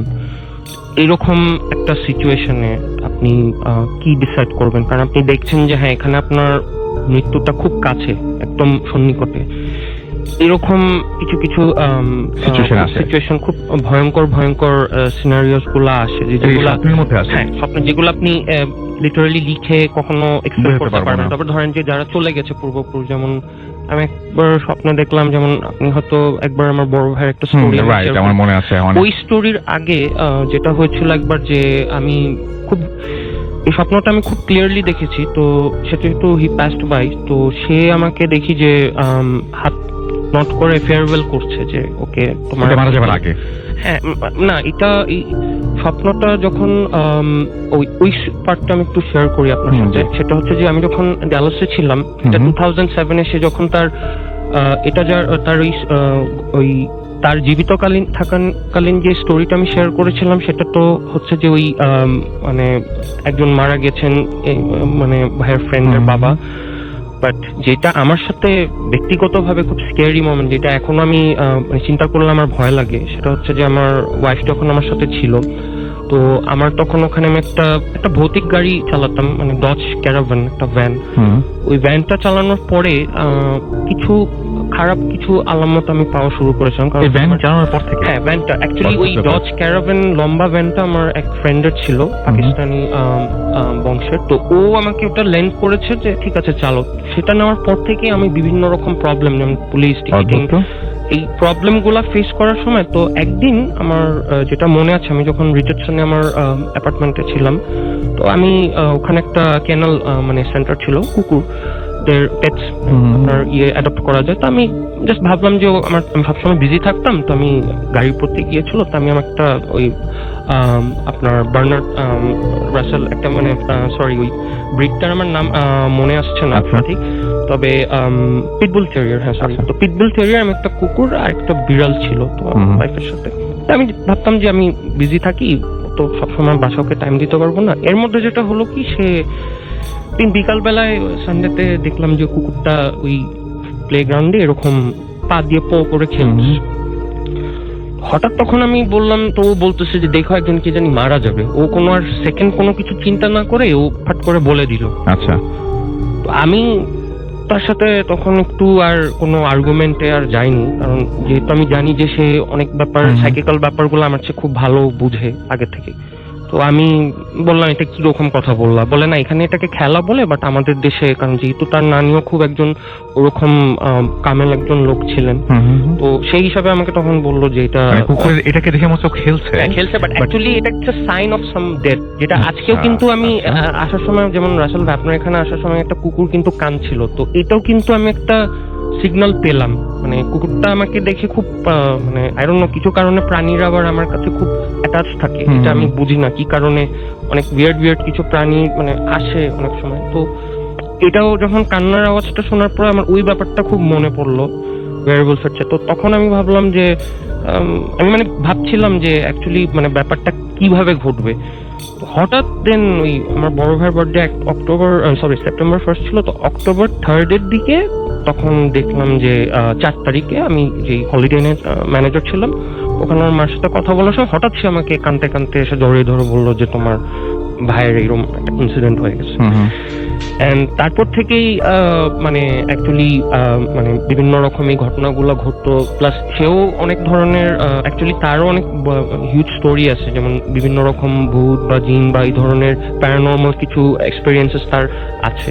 তো সেইটাই অনেক সময় হয়তো আমি একটু ওভার দ্য টাইম যে কোনো কারণে একটা প্রোফাউন্ড এফেক্টের ইয়েতে, তো যে জন্য আমি অনেক সময় চেষ্টা করি যে কোনো পেটস বা এই ধরনের কোনো ক্রিয়েশন কিছু থাকলে যতটুকু পারি ওর প্রতি একটু ইয়ে হওয়ার, কারণ কখন কোন সময় কি সিগন্যাল দেয় হয়তো বলা যায় না, কারণ ইভেন এই যে কান্নার ডাকও একটা খুব মানে খুব ভয়ঙ্কর একটা ইয়ে। তো যেই কারণে আমি আপনাকে এটা, যেহেতু অনেক জিনিস আছে যে খুব এত তাড়াতাড়ি ঘটে, এই মেটাফিজিক্স বা যে সিলভার মানে এত ফাস্ট ঘটে যে আপনার ডকুমেন্ট করার আগেই দেখা যায় যে পুরান ঘটনাটা নতুন করে চলে আসে। তো এটাই ছিল আমার ঘটনা আজকে। ওকে, থ্যাংক ইউ ভেরি মাচ আপনার ঘটনার জন্য। এবং আমি মনে করছি আমি আমি আমি মানে এই জিনিসগুলো খুবই অদ্ভুত। এবং আপনাকে যে ব্ল্যাক ম্যাজিক নিয়ে যে জিনিসটা বলছিলাম, হ্যাঁ, তো এই ব্যাপারটা একটা মানুষের জীবন তো ধ্বংস করে দেয় এই জিনিসটা। এবং এটা আপনার সাথে যে ব্ল্যাক ম্যাজিক হয়, এই জিনিসগুলো আপনি টের পান কিভাবে? এই স্টোরিটা আমি আপনাকে বলি রাসেল ভাই, যদিও আমি অনেকদিন এটাকে একটু ক্লাসিফাইড রেখেছিলাম। সেটা হচ্ছে আমার বড় ভাইয়ের এই ইনসিডেন্টের পরে যখন আমি দেশে আসলাম, তো একদিন আমার বাবা আমাকে একটা এটা আমি শুনেছি যে আপনার যেমন শ্মশান বা কালী মন্দিরে যেরকম এক ধরনের যে গজার টিকটিকির লেজ কেটে বা একরকম যে লম্বা একটা মোটা গজার থাকে, সেই গজারটা সম্ভবত পুঁতে সামথিং শৈল মাছ বা সামথিং কিছু একটা ভুডুইজম করে, তো ওইটারই একটা নমুনা একবার বাবা আমাকে ঠিক 2008-এ দেখিয়েছিল। কারণ এইটার এফেক্টে হয় কি, অনেক সময় সে বিভিন্ন রকম স্বপ্নে, মানে আমি পার্সনটার নাম বললাম না, বাট আমাকে এভাবে বলেছে, ইভেন 7 বছর আগে মনে হয়, এমন ভাবে মনে হয় এখনই হচ্ছে যে সাপ, বিভিন্ন রকম সাপ নাকে দিয়ে, কানে দিয়ে, মাথা দিয়ে, এরকম মনে হয় এত ডেঞ্জারাস। তো এই কথাটা ঘুমানোর মধ্যে, হ্যাঁ ঘুমের মধ্যে এটা দেখার পরে, তো এই ব্যাপারটা যখন আমাকে শেয়ার করেছিল, তো আমি ওই গজারটা আমি একজন কামেল লোকের কাছে দিয়ে, পরে উনি উনিও বললো যে এটা এত খারাপ ভাবে করা হয়েছে যে এটা এমনও করে যে ইভেন হাজব্যান্ড ওয়াইফের মধ্যে সেপারেশন, যেটা কোরআনের একটা আমি বাকারাতে ওটা দেখেছি যে ওই জিনিসটা এত খারাপ, মানে উল্টা যেটা করে বুডোইজমে। তো ওটা করলে হয় কি, রিভার্স ভাবে করলে হয় কি যে ইভেন একটা মানে ফ্যামিলি বা ধরেন আপনার ওয়াইফের সাথে বা আপনার ধরেন অফস্প্রিং এর ব্যাপারে এগুলো তো খুব মানে জঘন্য কাজ। এই জঘন্য কাজগুলো, খারাপ কাজগুলো যে আমি নামটা মেনশন করব না, বাট যতটুক মানে বিশেষ যে এক্সপেরিয়েন্সেস গুলা হওয়ার পরে তো এটা হয় কি তখন হয় কি যে লার্জ স্কেলের মানুষজন আপনাকে একটু নেগেটিভ ভাবে ইয়ে করবে। ওইটাই মানে আপনাকে বলছিলাম যে যারা এই মানে প্ল্যানচেট এক জিনিস, বুডোইজম আরেক জিনিস, ইভেন এই যারা এক্সরসিজম করতে যায়, ওই এক্সরসিজম করতে গেলে তাদের উপরে কিন্তু জিনিসটা ঘটে, কারণ জিনিসটা করার সময় অ্যাপ্লাই করার সময় খুব ইজি, কিন্তু এটা নষ্ট করে এটাকে আবার ফিক্স করে আবার ঠিক মতন আনতে গেলে অনেক রিস্ক ঝামেলা ফ্যাক্টর আছে, থাকে, অনেক অনেক ঝামেলা ধরনের আছে। ঝামেলা But আছে। সেটা এটা একটা টাইম সাইকেলের ব্যাপার আছে, সাপোর্টের হুম। অনেক ব্যাপার আছে। তো বাট এই জিনিসগুলো অনেক সময় মানে যেটা আমি ডকুমেন্ট করা নেই, বাট মানে ওয়ান অফ দ্য মোস্ট স্ক্যারিয়েস্ট, কারণ এটা ধরেন আনলেস আনটিল আপনি এক্সপেরিয়েন্স না করলে কোনোদিন আপনি বুঝতে আসলে বোঝা পারবেন যাবে না। যে এটা কিরকম। তো আরো অনেক স্টোরিজ আছে, আমি ওই ওয়্যারওয়ুলফের যেই পার্টটা আমি পরে আপনার সাথে শেয়ার করবো। বাট এই যারা এই আজকে আপনাকে যে ওয়্যারওয়ুলফের ব্যাপারটা করতে হয়, মানে যার স্টোরিটা বলতে যাবো, অ্যাকচুয়ালি এই সোল গুলা হচ্ছে ওই রকমই সোল যে যারা ওই ব্ল্যাক ম্যাজিক করে মানুষের ক্ষতি করে। That is the reflection of মানে যেই মানে ওয়্যারওয়ুলফ বলেন বা নেমেফিলিম বা যেই রকম এই সোল গুলাই পরবর্তীকালে আমার যতটুকু ক্ষুদ্র আইডিয়াতে যে এইরকম সিচুয়েশন গুলা হয়, হ্যাঁ। এটা কমপ্লিটলি একটা এক্সপেরিয়েন্সের ব্যাপার যেটা আপনি বলে লিখে করতে পারেন। আনলেস আনটিল যারা এইসবের এক্সপেরিয়েন্সের মধ্যে নিয়ে নেওয়া যায় তারা কোনোদিন সেটা কত ভয়ঙ্কর এবং বুঝতে পারবে না, কত যে ভয়ঙ্কর বিষয়, যেটা লাইফ এন্ড ডেথ সিচুয়েশন একটা অবস্থার মধ্যে থাকে।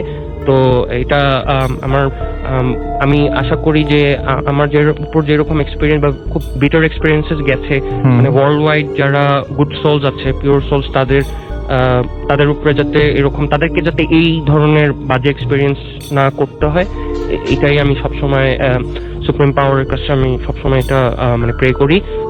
কারণ এটা অনেক সময় মানে নট ইজি যে একটা সেকেন্ড চান্স যে আপনার সব সময় ফিক্স আপ, তবে হ্যাঁ হবে, বাট ইট উইল কস্ট, মানে আপনার অনেক কষ্ট করতে হবে, অনেক ডেডিকেশন, উইল পাওয়ার এন্ড আরো সেবামূলক চিন্তা ভাবনা করে এগিয়ে গেলে তখন ধরেন যে জিনিসটা কাজ করে। অনেক ধন্যবাদ।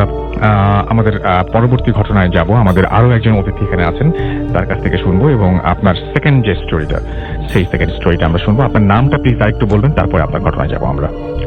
হ্যালো রাসেল ভাই, হ্যালো লিসনার্স, আমার নাম সৌম্য, আমি ধানমন্ডি থেকে বলছি। জি। আমার এই ঘটনাটা হচ্ছে আমার ফ্যামিলি, আমার মার ফ্যামিলি, আমাদের পূর্বপুরুষদের নিয়ে, কারণ ওখান আচ্ছা। থেকে হচ্ছে আমার মার ফ্যামিলির যে ঘটনাগুলো, ইভেন আমার এক্সপিরিয়েন্স করা বিষয়টা ওটার সাথে কানেক্টেড। আমার মার নানু আপুর নানু আপু, ওনার বাবা ছিলেন হচ্ছে রাজশাহী দরগাপাড়া, ওখানকার সফুরার পীর সাহেব নামে উনি অনেক বেশি খ্যাত ছিলেন। তো ওনার আমি এটা শুনেছি, আমার নানু আপু, আমার মা, বড় মামা, আমাদের কাছ থেকে শুনে ঘটনা। তো জিনিসটা হচ্ছে এমন যে ওনার দুজন ওয়াইফ ছিলেন, একজন হচ্ছে আমাদের সাধারণ মানুষের মতো মানুষ, আর আরেকজন ছিলেন হচ্ছেন পরী। যেহেতু একজন পীর সাহেব ছিলেন, উনি বিভিন্ন ধরনের অনেক কামেল লোক ছিলেন, ওলামা টাইপ লোক ছিলেন। তো উনি হচ্ছে জিন পরে এইসব নিয়ে উনি বিভিন্ন ধরনের, তো ওনার যে ওয়াইফ ছিলেন পরী, ওনার এই ঘটনাটা খুব ছোট করে, সেটা হচ্ছে মানে উনি যে পরী ওয়াইফ যিনি ছিলেন, ওনার একদম খুব কড়া নিষেধাজ্ঞা ছিল যে ওই বাসায় যাতে গরুর মাংস কখনোই রান্না করা না হয়। যতই নিষেধ করা হোক, আমরা সাধারণ মানুষ, লোভ তো আসেই। তো আমার যেই মানে বড় মা আমরা বলি, ওনার যে ইয়ে ছিল যে উনি গরুর মাংস খুব খেতে ইচ্ছা করার কারণে উনি রান্না করেন। রান্না করার পরে উনি খুব থালা বাসনগুলো খুব সুন্দর করে পরিষ্কার করে ফেলেন। বাট জিনিসটা ছিল যে পরে যিনি ছিলেন, উনি যখন ওই ঘরে যখন আসেন তখন উনি বুঝতে পারেন যে না, এখানে গরুর মাংস রান্না করা হয়েছিল। উনি এটা বুঝতে পারার পরে উনি একটা অভিশাপ দিয়ে যান। আমাদের ফ্যামিলির একটা কার্সের মতো ছিল যে কেউই এই ফ্যামিলিতে মানে মানে সুখে থাকতে পারে না বা ভালো থাকতে পারে না।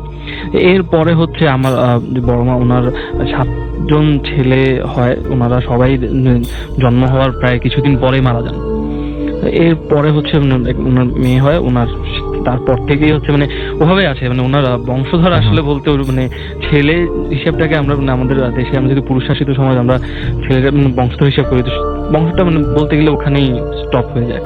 তো এরপর থেকে আচ্ছা আমার মা ইভেন আমার নানু বাবু প্রায় 14 বছর প্যারালাইসিস ছিলেন।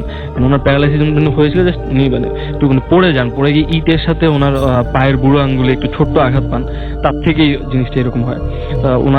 আমার নানু বাবুর মার যে ওনাদেরও মানে এভাবেই মানে কিছু না কিছু ভাবে অসুস্থ বা হচ্ছে মানে টোটালি মানে ভালোভাবে যেভাবে করে বেঁচে থাকে ওইটা পসিবল হয়নি। আচ্ছা, এটাই রাসেল ভাই, থ্যাংক ইউ। ওকে, অনেক ধন্যবাদ আপনাকে।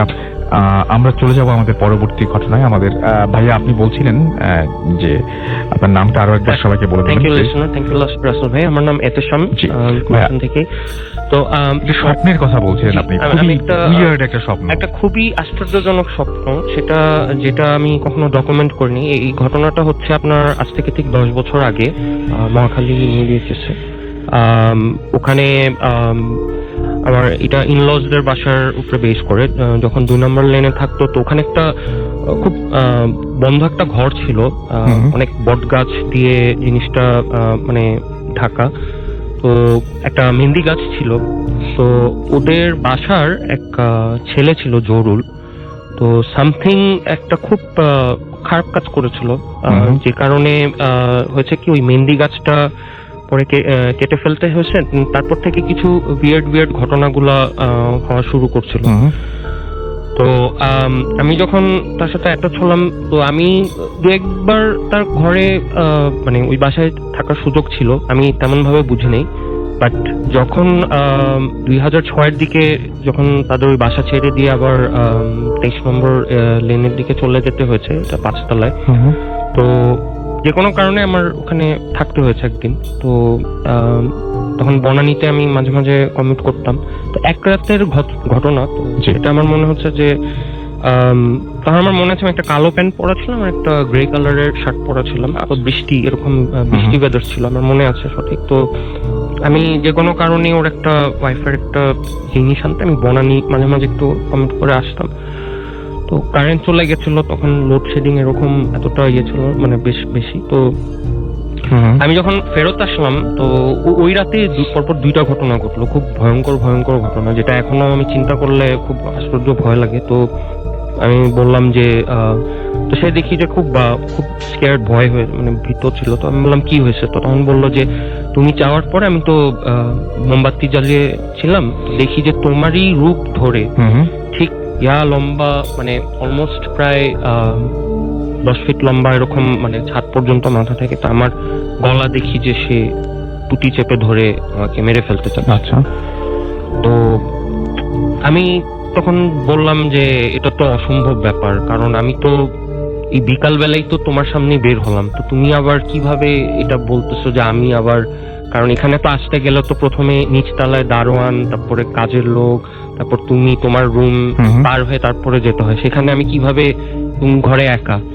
তো বললো তাহলে নিশ্চয়ই অন্য কিছু একটা প্রেজেন্স ছিল, কারণ ওইটা মাঝে মাঝে অনেক সময় জিনিস পড়তো। তো ওই রাতে হচ্ছে কি, তো আব্বা আম্মা আবার ওই রুমে থাকতো। তো তো একটা মানে ওর মায়ের একটা কালো রঙের শাড়ি, ওর নানির একটা ছবি ছিল। তো আমি হঠাৎ করে শুয়েছি, তো এই স্বপ্নটা আমি আমার লাইফে মনে হচ্ছে যে আমি চোখ মানে আমি ঘুমের মধ্যেই, বাট আমার মনে হলো যে না আমি ঘুমিয়ে নাই, মানে দেখছি। কিন্তু আশ্চর্য বিষয়টা কি, যে ঘরটা জাস্ট কয়েক হাত সামনেই তার মা হয়, কিন্তু আমি দেখলাম যে যেমন স্কেটবোর্ডের মধ্যে একটা মহিলার যদি ধরেন কালো ওড়না মাথায় দিয়ে যদি আপনি আস্তে আস্তে মুভ করেন স্কেটবোর্ড দিয়ে, তাহলে হঠাৎ যদি তার চেহারাটা খুললে আপনার মানে একটা মানে ভয়ঙ্কর রকম একটা যদি ফেস দেখেন, কিন্তু দেখা যাচ্ছে না। কিন্তু আমি, আমার ওয়াইফ পাশে শুয়েছিল, আমি সাথে সাথে ঘুম থেকে উঠে মানে ফার্স্ট থিং আগে গিয়ে খুঁজলাম যে মানে ওনার কি অবস্থা। তো বলে না আমি ভালো আছি, বাট তারপরে আমি তখন আমার কাছে মনে হলো যে না অ্যাকচুয়ালি সামথিং, কিছু একটা অশরীরী ব্যাপার আছে। ওই স্বপ্ন থেকে তখন আমার বিশ্বাসটা আসলো যে না, সে, যদিও আমি তখন তাকে কথাটা আমি বিলিভ করতে চাইনি, বাট আমি যখন নিজে জিনিসটা স্বয়ং দেখলাম যে এটা যে কোনো রূপ নিতে পারে। এখন অবশ্যই বাসায় অবশ্য তারা নাই, ছেড়ে দিয়েছে অনেক আগে। কিন্তু সবচেয়ে আশ্চর্যজনক ব্যাপার কি, যে ওই 5 তলায় A5 বাসায় কেউ বেশি দিন থাকতেও পারে না। আচ্ছা, এটাই ছিল। এটা ছিল আপনার ঘটনা। Thank you very much. আমার বাসা নাটোর জেলার লালপুর থানার একটি গ্রামে। তো আসলে ঘটনাটি আমার আঙ্কেলের মুখ থেকে শোনা। আমার আঙ্কেল ওই মেডিকেল, মানে যেখানে ঘটনাটি ঘটেছে ওই মেডিকেলে একজন স্টাফ হিসেবে চাকরি করেন। তো আসলে ভাই আমি আঙ্কেলের মুখ থেকে যেভাবে শুনছিলাম আমি সেভাবে বলি যে মেডিকেল কলেজের মেডিকেল হাসপাতালের মর্গে অনেক রকমের লাশ আছে, সুইসাইড নেস, আপনার অ্যাক্সিডেন্ট, অনেক দূর দূরান্ত থেকে লাশ আসে। একদিন মানে সন্ধ্যাবেলা লাশ আসে। লাশটি ছিল অ্যাক্সিডেন্টের একটি লাশ, মানে বেওয়ারিশ। লাশটির কোনো আত্মীয় স্বজন লাশটির সাথে ছিল না। তো ওখানে যে দুটো কাজ করতো, তারা আপন দুই ভাই ছিলেন। তার ছোট ভাই কোনো কারণে বাসায় ছিলেন, তাই তার বড় ভাইয়ের কাজটা চালিয়ে নেওয়ার কথা ছিল। তার বড় ভাই তিনি যথাযথ লাশটি মর্গে ঢোকেন, তিনি একাই ছিলেন। তিনি যখন লাশটিকে কাটার জন্য সবকিছু মানে কমপ্লিট করার পরে, মানে তিনি যখন লাশটির জামাটা খুলেন রসুল ভাই, তখন তিনি দেখতে পান যে লাশের কোমরে একটি তাবিজ, স্কোয়ার শেপের তাবিজ, একটু বড়, সাধারণ তাবিজ সেটা একটু বড়, মানে তাবিজটা ছিল স্বর্ণের। তাবিজটা পুরোপুরি এপাটোপাট দুটো ছিল স্বর্ণের তাবিজ। তো তিনি মানে জিনিসটা দেখার পরে লোক সামলাতে না পেরে তিনি তাবিজটা নিয়ে নেন। মানে দড়ি বাঁধা ছিল, তিনি দৌড়সহ তাবিজটা নিয়ে নেন। তো নিয়ে নেওয়ার পর তিনি কাটার সরঞ্জাম পিছনে ঘুরে নিয়ে যখন সামনে ফেলাই, তিনি একটু অদ্ভুত জিনিস তিনি লক্ষ্য করেন যে মানে লাশটি দেখে আগে এমন তার হয়নি, যে তিনি একটু অদ্ভুত ফিল তার মধ্যে হচ্ছে। মানে তিনি মানে একটু অদ্ভুত ফিল, মানে তিনি একটু গা ভার হয়ে যাচ্ছে, তিনি মানে একটু ভয় ভয় লাগছে। এই জিনিসটা মানে তাবিজটা নেওয়ার পরে তার এরকম একটি অনুভূতি হচ্ছে। তিনি চেষ্টা করে লাশটি কাটার জন্য, কারণ অনেক সাহসী হয়। তারপর তার সাহসে কুলায় না, মানে তার অনেক ভয় লাগছে, মানে অনেক তার গা ভার হয়ে আসছে। তখন তিনি বাইরে চলে আসেন। মানে অনেক পুলিশ ছিল, যত লাস্ট বেওয়ারিশ, তাদেরকে বলে দেয় যে ভাই মানে আজকে সেই কাজটি করতে পারবে না। পুলিশ অনেক জোরাজোরি করে, তো তারও কাজ হয় না। তো লাস্টে মর্গে ফ্রিজিং করে রাখা হয় হিমাগারে। তো রাসেল ভাই তিনি যথারীতি বাসায় মানে রাতে খাওয়া দাওয়া শেষ করে শোন, মানে পরের দিন হয়। পরের দিন দুপুরবেলা তিনি তার ছোট ভাইকে সাথে করে, মানে যে কাজটি মানে ছোট ভাই তাকে হেল্প করে তাকে সাথে করে আসার পর রাসেল ভাই তখন ফ্রিজ থেকে লাশটিকে বের করার, মানে ড্রয়ার থেকে লাশটিকে বের করার পরে যখন রাখা হয়, যাওয়ার পরে তিনি সেই আগের মতোই অনুভূতি, তিনি একটু ভয় করে। তো তিনি বলে যে তার ছোট ভাইকে তুই কাজটা কর, মানে একটু মানে আইডিয়া আছে। তো তার ছোট ভাই কাজটা করে। তো একটা অদ্ভুত জিনিস আছে, লাশটি 2-3 দিন আগে ছিল। তারপর লাশটি যখন কাটা হয়, লাশটির অসংখ্য ক্ষত ছিল, যেহেতু অ্যাক্সিডেন্টের লাশ, তাজা মানুষের রক্তের মতো রক্ত মানে তার গা থেকে পড়তে থাকে। সেই কাটার পরে এরকম একটি মানে একটা সবচেয়ে অদ্ভুত ব্যাপার এটা, তার চোখ দিয়ে পুরন্ত পানি ঝরতে থাকে বাম চোখ দিয়ে। ছোট ভাই এটা দেখে একটু অবাক হয়, এরকম তো হওয়ার কথা না, কারণ এর আগেও তিনি কাজ করছেন, মানে রক্ত ঝরা তো একদমই ইম্পসিবল। আর চোখের পানি, এটা তো একটা অন্যরকম ব্যাপার। তাছাড়া তার বড় ভাই তো জিনিসটা বুঝতে পারেন যে আসলে মানে হয়তো বা এই জন্য এটা হচ্ছে। তো তার বড় ভাই মানে ভয় আসলে ঘেমে যায়, কাঁপতে থাকে। ছোট ভাই ভাই তোমার কি হয়েছে? তখন তার বড় ভাই কিছু না, তখন লাশটি কমপ্লিট করার পরে রাসেল ভাইকে লাশটিকে ফ্রিজিং করা হয়। যেহেতু লাশটির কোনো আত্মীয় স্বজন ছিল না, তো ফ্রিজিং করা হয়। তো রাসেল ভাই ফ্রিজিং করার পরে 5 মিনিট পরে আরেকটি লাশ আসে। তখন তার 2 ভাই লাশের কাছে যায়। তখন আসলে একটা আশ্চর্যজনক ঘটনা, তার বড় ভাইয়ের মানে যে কাজটা নিয়েছিল তার কোনো অনুভূতি হচ্ছে না। এই লাশকে মানে অন্য একটা লাশকে দেখে কোনো অনুভূতি হচ্ছে না। রাসেল ভাই মানে আগের মতো জাস্ট সেই কাজটা করে তিনি বাড়ি চলে আসেন। বাড়ি চলে আসার পরে রাসেল ভাই তিনি ঘুমান, মানে রাত্রে খাওয়া দাওয়া শেষ করে ঘুমান। তিনি একটি অদ্ভুত স্বপ্ন দেখেন যে তিনি বাজারে গিয়েছেন বাজার করতে, অনেক ভিড়ের মধ্যে কেউ একজন তার হাতটা খুব শক্ত করে টেনে ধরছেন, তিনি যে যেতে পারছে না। মানে পিছনে তাকিয়ে দেখে মানে রাগান্বিত অবস্থায়, এত ভিড়ের মধ্যে কেউ হাত ছেড়ে স্বপ্নের মধ্যে রাসেল ভাই পিছনে ঘুরে দেখেন যে ওই লোকটা লাশ, মানে ওই লোকটাই মানে সাধারণ মানুষের মতো লাশে লোকটার খালি গা ছিল, সাদা লুঙ্গি পরা ছিল।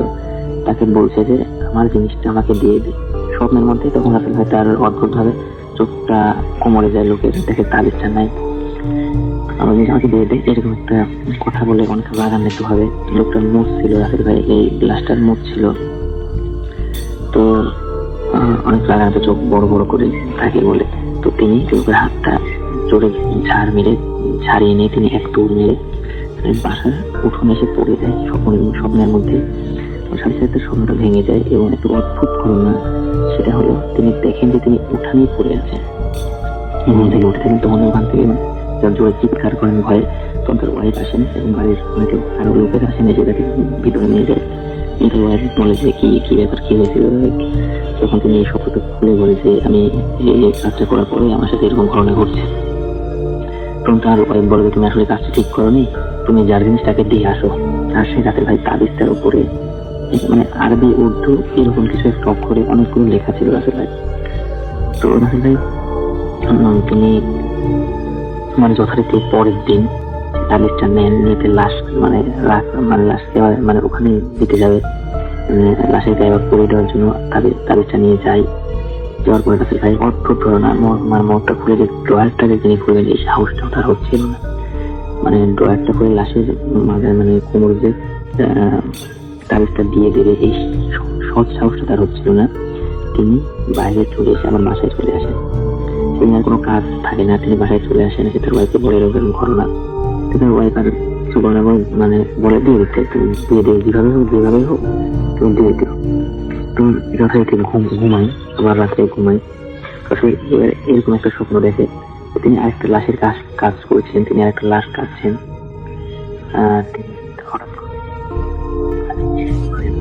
মানে স্বপ্নের মধ্যে রাখে ভাই রাতে ঘুমানোর পর সময় দেখছে যে হঠাৎ করে তিনি খেয়াল করেন যে লাশটি চোখ খুলছে, মানে লাশটির চোখটা খুলে গেছে এবং লাশটি বলছে যে যার জিনিসটি তাকে দিয়ে দে, এতে তোর ভালো হবে, ক্ষতি হবে না। তখন তিনি মানে ভয় পায়, স্বপ্নের মধ্যে ভয় পায়, তিনি দৌড়ানোর চেষ্টা করে, কিন্তু মানে হাতটা চেপে ধরে লাশটা তাকে হাতটা চেপে ধরে লাশটি উঠে দাঁড়ানোর পর সে ওই মানে ড্রয়ারের কাছে, যে ড্রয়ারের লাশ আছে ওই ড্রয়ারের কাছে তাকে নিয়ে যেতে। এটা কিন্তু সম্পূর্ণ অন্য লাশ ছিল ভাই। তিনি মানে পরে বলতে পারেন যে আসলে এটা কোন লাশ ছিল, তার পরিচিত কোনো লাশ কাটার মানে না। স্বপ্ন দেখে তিনি ভুলে গেছেন, লোকটার ফেসটা তিনি ভুলে গেছেন। তো তাকে ড্রয়ারের কাছে নিয়ে যাওয়া হয় হাত টানতে, মানে শেষ তাকে নিয়ে যাওয়া হয়, যে ড্রয়ারটা অটোমেটিকলি খুলে যায় স্বপ্নের মধ্যে। তখন তিনি দেখেন লাশটি, তখন তিনি বাস্তবের মতো ভয় করে, লাশটি থেকে ভয় করে থাকে। তখন তিনি তাবিজটা ড্রয়ারের ভিতর মানে তিনি পকেটের মধ্যে হাত দিয়ে তাবিজটা তার ড্রয়ারের ভিতরে থ্রো করে মা থেকে দৌড় দিয়ে এসে রাসেল ভাই স্বপ্নের মধ্যে তিনি মর্গের গেটের বাইরে এসে পড়ে যান এবং সাথে সাথে স্বপ্ন ভেঙে রাসেল ভাই তিনি যেটা দেখেন ওটা দেখার জন্য মানে সেও প্রস্তুত ছিল না। কোনো মানুষের সাথে ঘটলে কোনো মানুষের প্রস্তুত থাকবে না, মানুষ প্রস্তুত থাকে না। তিনি ওখানেই ওই অবস্থাতেই মসজিদের সামনে গেটের সামনে পড়ে আছেন। এটা তিনি দেখে তিনি হতবাক হয়ে কি করবেন সেটা বুঝতে না পেরে তিনি একটা চিৎকার দিয়ে তিনি ওখানে শেষ হয়ে যান। সকালে তার ভাই যখন যথারীতি আসে তাকে উদ্ধার করার পরে বাসায় নিয়ে যাওয়া হয়। তার অনেক জ্বর ছিল ভাই, তার মানে সব ঘটনা তার ছোট ভাইও খুলে বলে। ছোট ভাই বলে আসলে তুমি কাজটা ঠিক করনি, তোমার কাজের জন্যই হয়তো সেদিন মানে এই লাশটার সাথে এই লাশটার এরকম কিছু একটা ঘটছে। তো তিনি মানে বলে ছোট ভাই বলো তুমি ওকে তালিশটা দাও, কারণ আমি তো আর ভয় পাচ্ছি না, তুমি তালিশটা দাও, পাশে তুমি দাঁড়ায় থাকবে, আমি তালিশটা লাশে কোমরে পড়ে দেবো। রাসেল ভাই চৌকি যেটাকে বলা হয়, চোখের তোষক নিচে মানে তাবিজটা রাখা হয়। তো তোষকটা উঁচু করে দেখে তাবিজটা নেই। তিনি আরো বিপদের মুখে পড়ে যান, তাবিজটা নাই, তিনি কিভাবে লাশটিকে ফিরে যাবেন, কিভাবে বিপদ থেকে তিনি উদ্ধার পাবেন। অনেক তিনি ভয় পেয়ে যান, মানে ভয় পেয়ে স্বপ্নের কথা যেহেতু স্বপ্নটা প্রায় বাস্তবে সত্যি হচ্ছিল। তো এরকম স্বপ্ন করে চিন্তা করে তিনি তার ছোট ভাই ওয়াইফ সহ তিনি এরকম মর্গে চলে যান। মর্গে যাওয়ার পরে তার ছোট ভাই ড্রয়ারটি খোলার পরে আশ্চর্যজনক ঘটনা দেখে রাসেল ভাই ওই লাশটির কোমরে সেই তাবিজটা বাঁধা আগের মতোই, সেম আগের মতো লাশটি স্বাভাবিক অবস্থায় আছে। এবং একটি সবচেয়ে বড় আশ্চর্যকর ঘটনা আছে ভাই, এগুলো 2-3 দিন ঘটে গেছে, কোনো মানে তার মানে আত্মীয় স্বজন তার খোঁজ নেয়নি, কিন্তু তাবিজটা সেই মানে তাবিজটা তার মাথায় থাকার পরে তার মানে খোঁজ আসে যে তার আত্মীয় স্বজন আসছে লাশটা নিতে, মানে খোঁজ হয়েছে আর কি। আত্মীয় স্বজনের কাছে লাশটা হস্তান্তর করে দেওয়া হয়। তো হস্তান্তর করে দেওয়ার পরে তার একজন মানে তার মানে এক ভাইকে ডাকা হয়, একটু সাইডে ডাকার পরে তার পার্সোনালি জিজ্ঞেস করা হয় ভাই আসলে তাবিজটা কি। তো সবচেয়ে আশ্চর্যকর একটা ঘটনা আছে ভাই, তিনি বলা হয় যে এই লোকটা মানে যে মারা গেছেন এই একজন ব্ল্যাক ম্যাজিশিয়ান ছিলেন। এই কথা শুনে তিনি আরো ভয় পেয়ে যান। তার তাবিজটা মানে সেই সূত্র অনুযায়ী তাবিজটা ছিল তার বড় ছেলেরই পাওনা। আসলে তার লাশটা হস্তান্তর করে দেওয়া হয় এবং এই ঘটনার পর থেকে রাসেল ভাই তার বড় ভাই এইসব মানে ডোম ছিলেন মানে লাশ কাটাকাটি সব বন্ধ করে দেন। তার ছোট ভাই এখনো কাজটি করে, আমার চাচা ওখানে স্টাফ এখনো আছেন। আসলে এটা ছিল আমার ঘটনা। আমি রমজানের শুভেচ্ছা জানাচ্ছি, উগ্রিমের শুভেচ্ছা জানাচ্ছি। আসসালামু আলাইকুম। আমরা চলে যাই আপনার ঘটনা। আপনার নামটা একটু প্লিজ বলবেন, কোথা থেকে এসেছেন, তারপর আপনার ঘটনায় যাবো। আসসালামু আলাইকুম লিসনার্স, আমি আলামিন, আমি এসেছি যাত্রাবাড়ি থেকে। ওকে, আপনার ঘটনা যেটা, এই ঘটনাটা কোথায় ঘটেছিল? এই ঘটনাটা গাইবান্ধায় ঘটেছে, আমাদের গ্রামের বাড়িতে। শুনি তো আপনার ঘটনাটা কি ঘটেছিল। তো প্রতি বছর আমাদের দ্বিতীয় সময় পরীক্ষার পর মাদ্রাসা ছুটি হয়। তো নিয়ম অনুসারেই গত বছর আমাদের দ্বিতীয় সময় পরীক্ষার মাদ্রাসা ছুটি হয়েছে। তো বলে রাখি, আমার গ্রামের বাড়ি হচ্ছে গাইবান্ধা, তো অনেক দূরের পথ। দেরি না করে আমি বেরিয়ে পড়ি। তো যেটাতে আমার প্রায় 6-7 ঘন্টা লাগে। সন্ধ্যার পর বাসায় গিয়ে পৌঁছলাম। গরমের দিন ছিল, অনেক টায়ার্ড লাগছিল, তাই গোসল করে খেয়ে দিয়ে তো শুতে যাব। আমি একটু আমার বাড়ির বর্ণনাটা দিয়ে দিচ্ছি। আমাদের পূর্ব দিকে ছিল 2টা রুম, আর উত্তর দিকে ছিল 2টা রুম। আচ্ছা। আর 2টো রুমের মধ্যে উত্তর দিকের একটি রুম আমার মা আর নানি থাকতো, আর 3টা রুম ফাঁকাই থাকতো, আমরা গেলে থাকতাম আর কি। আচ্ছা। যাই হোক, তো আরেকটা কথা রাসেল ভাই, আজ থেকে 22 বছর আগে এই জিনরাই একটা কারণবশত তারা প্রতিজ্ঞাবদ্ধ হয়েছে যে আমাদের ফ্যামিলিকে তারা কখনোই শান্তিতে থাকতে দেবে না। আপনাদের ফ্যামিলিতে এগুলো চর্চা অনেক আগে থেকেই ছিল? জি জি জি। আচ্ছা। তো বিভিন্ন সময় আমাদের এই বাসায় বিভিন্ন রকম ঘটনা ঘটে। জি। তো এই ঘটনাগুলো বেশিরভাগ সময় ওই পূর্ব দিকের রুমেই বেশি ঘটতো। তো যাই হোক, আমি খাওয়া দাওয়া সেরে আমি মার পাশের রুমে, যেটা উত্তর দিকের রুমে থাকতে যাই। দেখি আর কি রুমটা একটু অগোছানো, আমার কাছে একটু ভালো লাগলো না আর কি। গ্রামে যেটা হয় কি ধানের বস্তা টস্তা রাখা, আমার কাছে ভালো লাগলো না। পরে আমি ওই পূর্ব দিকের রুমে শুতে যাচ্ছিলাম। তো মা আমাকে বললো যে আসলে তুই যে ওই রুমে শুতে যাচ্ছিস তুই তো ভয় পাবি। এটা গিয়ে যেহেতু ওই রুমে বিভিন্ন সমস্যা হয়েছিল। পরে আমি বললাম যে আরে এখন বড় হয়ে গেছি, সমস্যা নেই, কি হবে দেখা যাবে এখন। তো আমি তারপর ওই রুমে যাই। আর আমি ওই রুমে যখনই থাকতাম, একা থাকি বা কাউকে নিয়ে থাকি, আমি সবসময় লাইট জ্বালিয়ে তারপরে ঘুমাইতাম, কারণ বিভিন্ন সমস্যার সম্মুখীন হয়েছি আমি ওই রুমে। তো সেদিনও ওইরকম লাইট জ্বালিয়ে তারপরে আমি আর কি ঘুমাইছি। তো রাত হবে প্রায় 1টা কি 1:30 বাজে।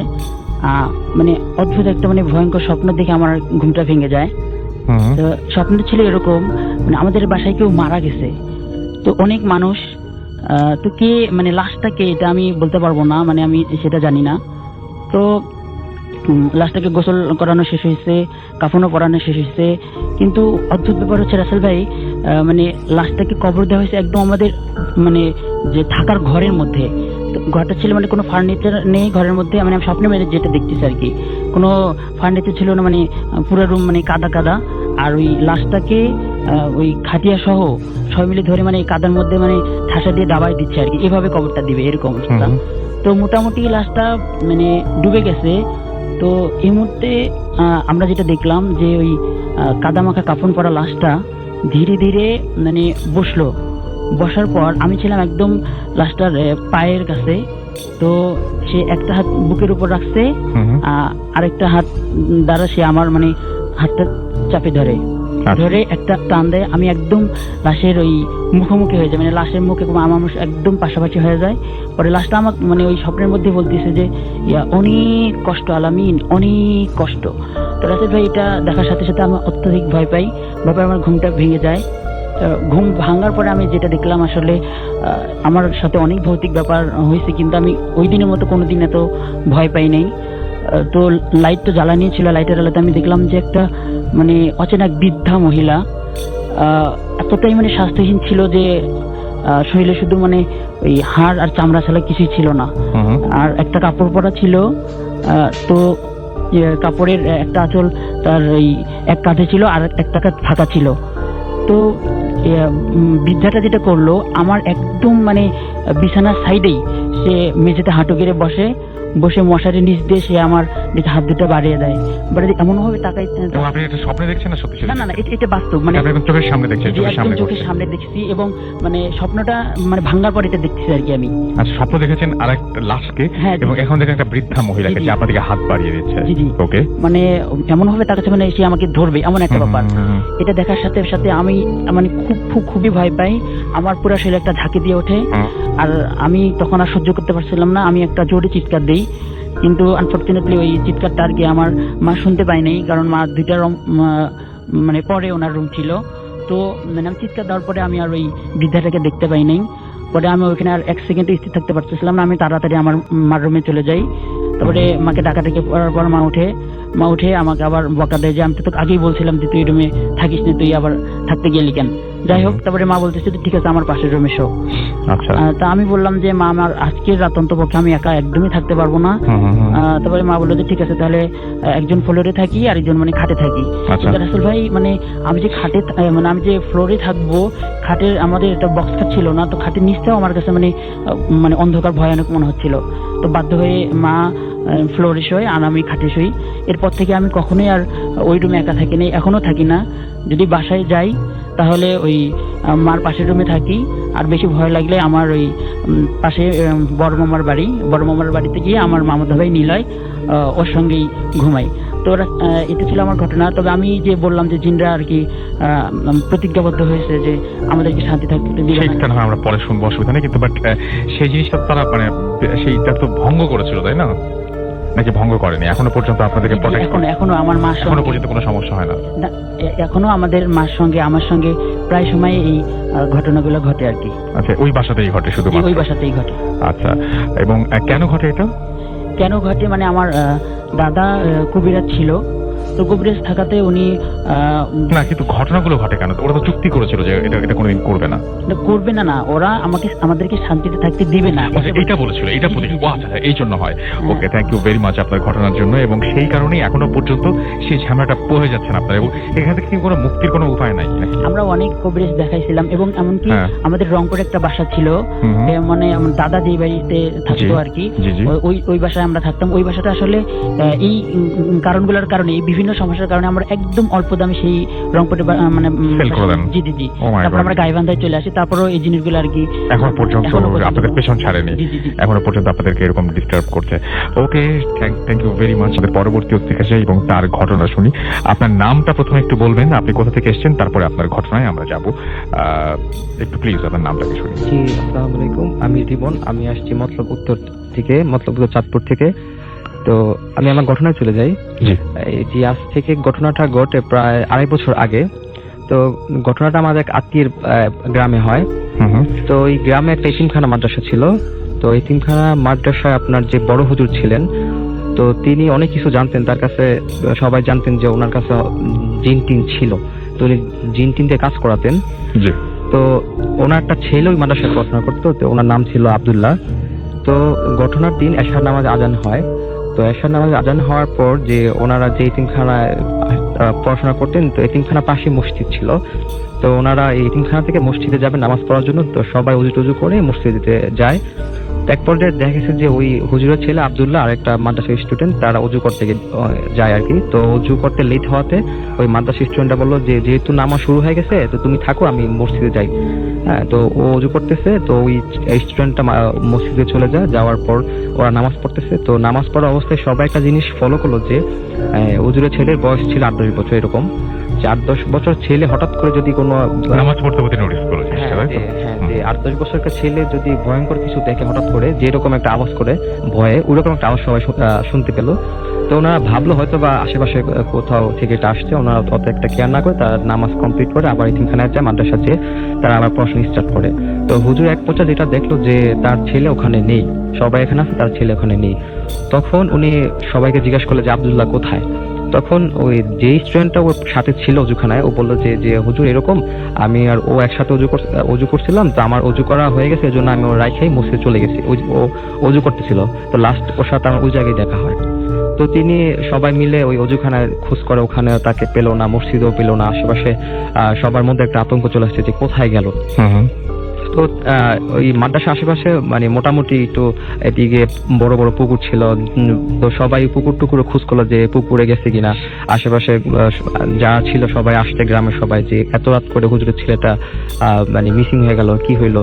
তো সবাই খোঁজ করতেছে। তো এক পর্যায়ে দেখা গেল যে কোথাও হুজুরের ছেলেরা নাই। তো হুজুর তখন তাদের গ্রামের বাড়িতে ফোন দিছে যে এরকম ও কি বাড়িতে আসছে কিনা। তো তখন ওখানে বলো না, ওখানে আসে নাই। তো এরকম করতে করতে যে হ্যাঁ সকাল হইলো, সকাল হওয়ার পর আশেপাশে সব গ্রামে খোঁজ করা হলো, অ্যালাউন্স করা হইলো যে এরকম হুজুর যে ছেলে এশারের পর থেকে নিখোঁজ। তো সবার মধ্যে একটা ভয় কাজ করলো যে এটা কি, এশারের পর থেকে একটা ছেলে হারা যাবে, এত খোঁজ নেওয়ার পরে কোথাও নাই।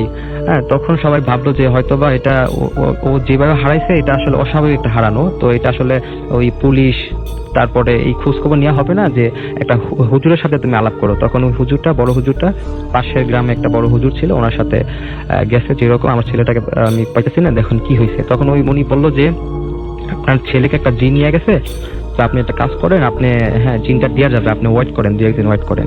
তো তিনি তারপরও আরেকটা হুজুরের কাছে যান, ওই হুজুরটা সেম একই কথা বলেন যে জিন নিয়ে গেছে, দেওয়া যাবে। তো এরকম 1-2 দিন হয়ে গেল, তো কোথাও কোনো হুজুরের ছেলেটা নাই।